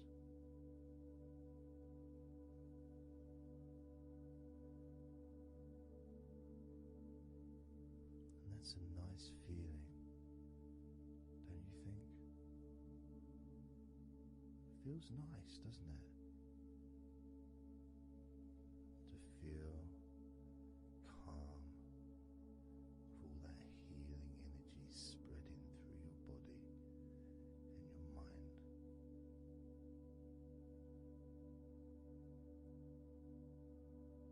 To spend time in that special place where negativity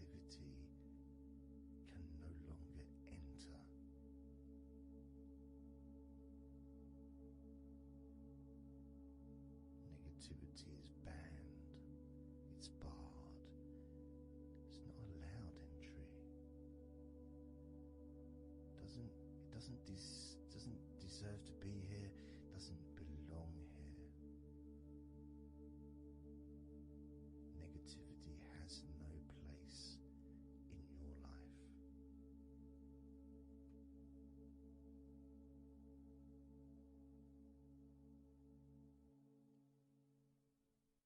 Which makes room for more comfort, more healing, more relaxation, more peace.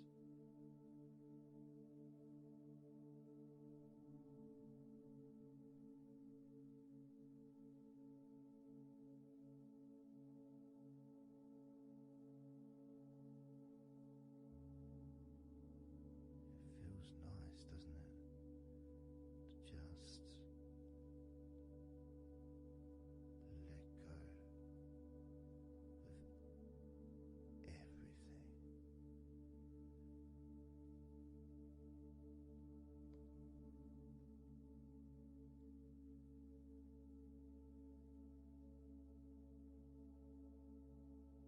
And I'm going to count down now from 20 down to 1. You can continue to relax. If you choose, you can drift to sleep. With every number you hear me say, you can feel twice as relaxed. Or if you choose, you can feel twice as sleepy.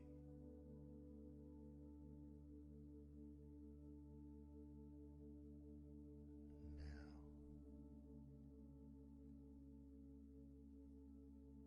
20.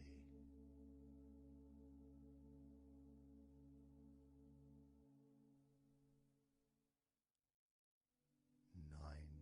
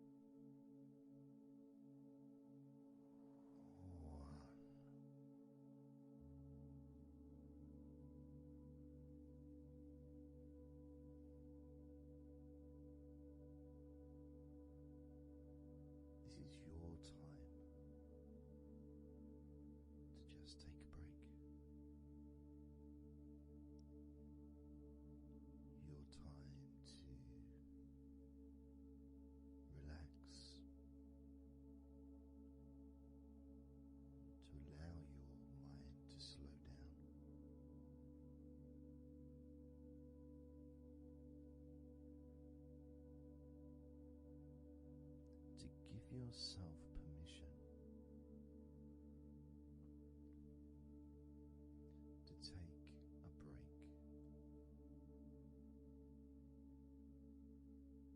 from everything, and you're the only person that can make that decision. You're the only person that can actually tell your mind to just relax.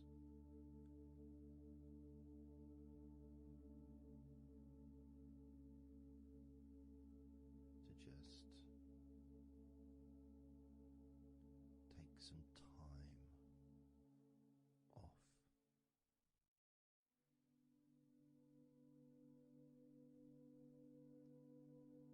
So that you can focus on your body, getting in touch with how you feel physically.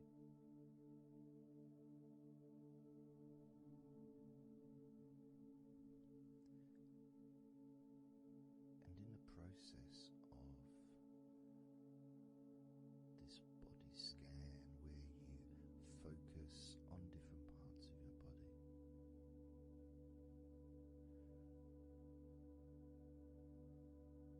those parts that you focus on and observe,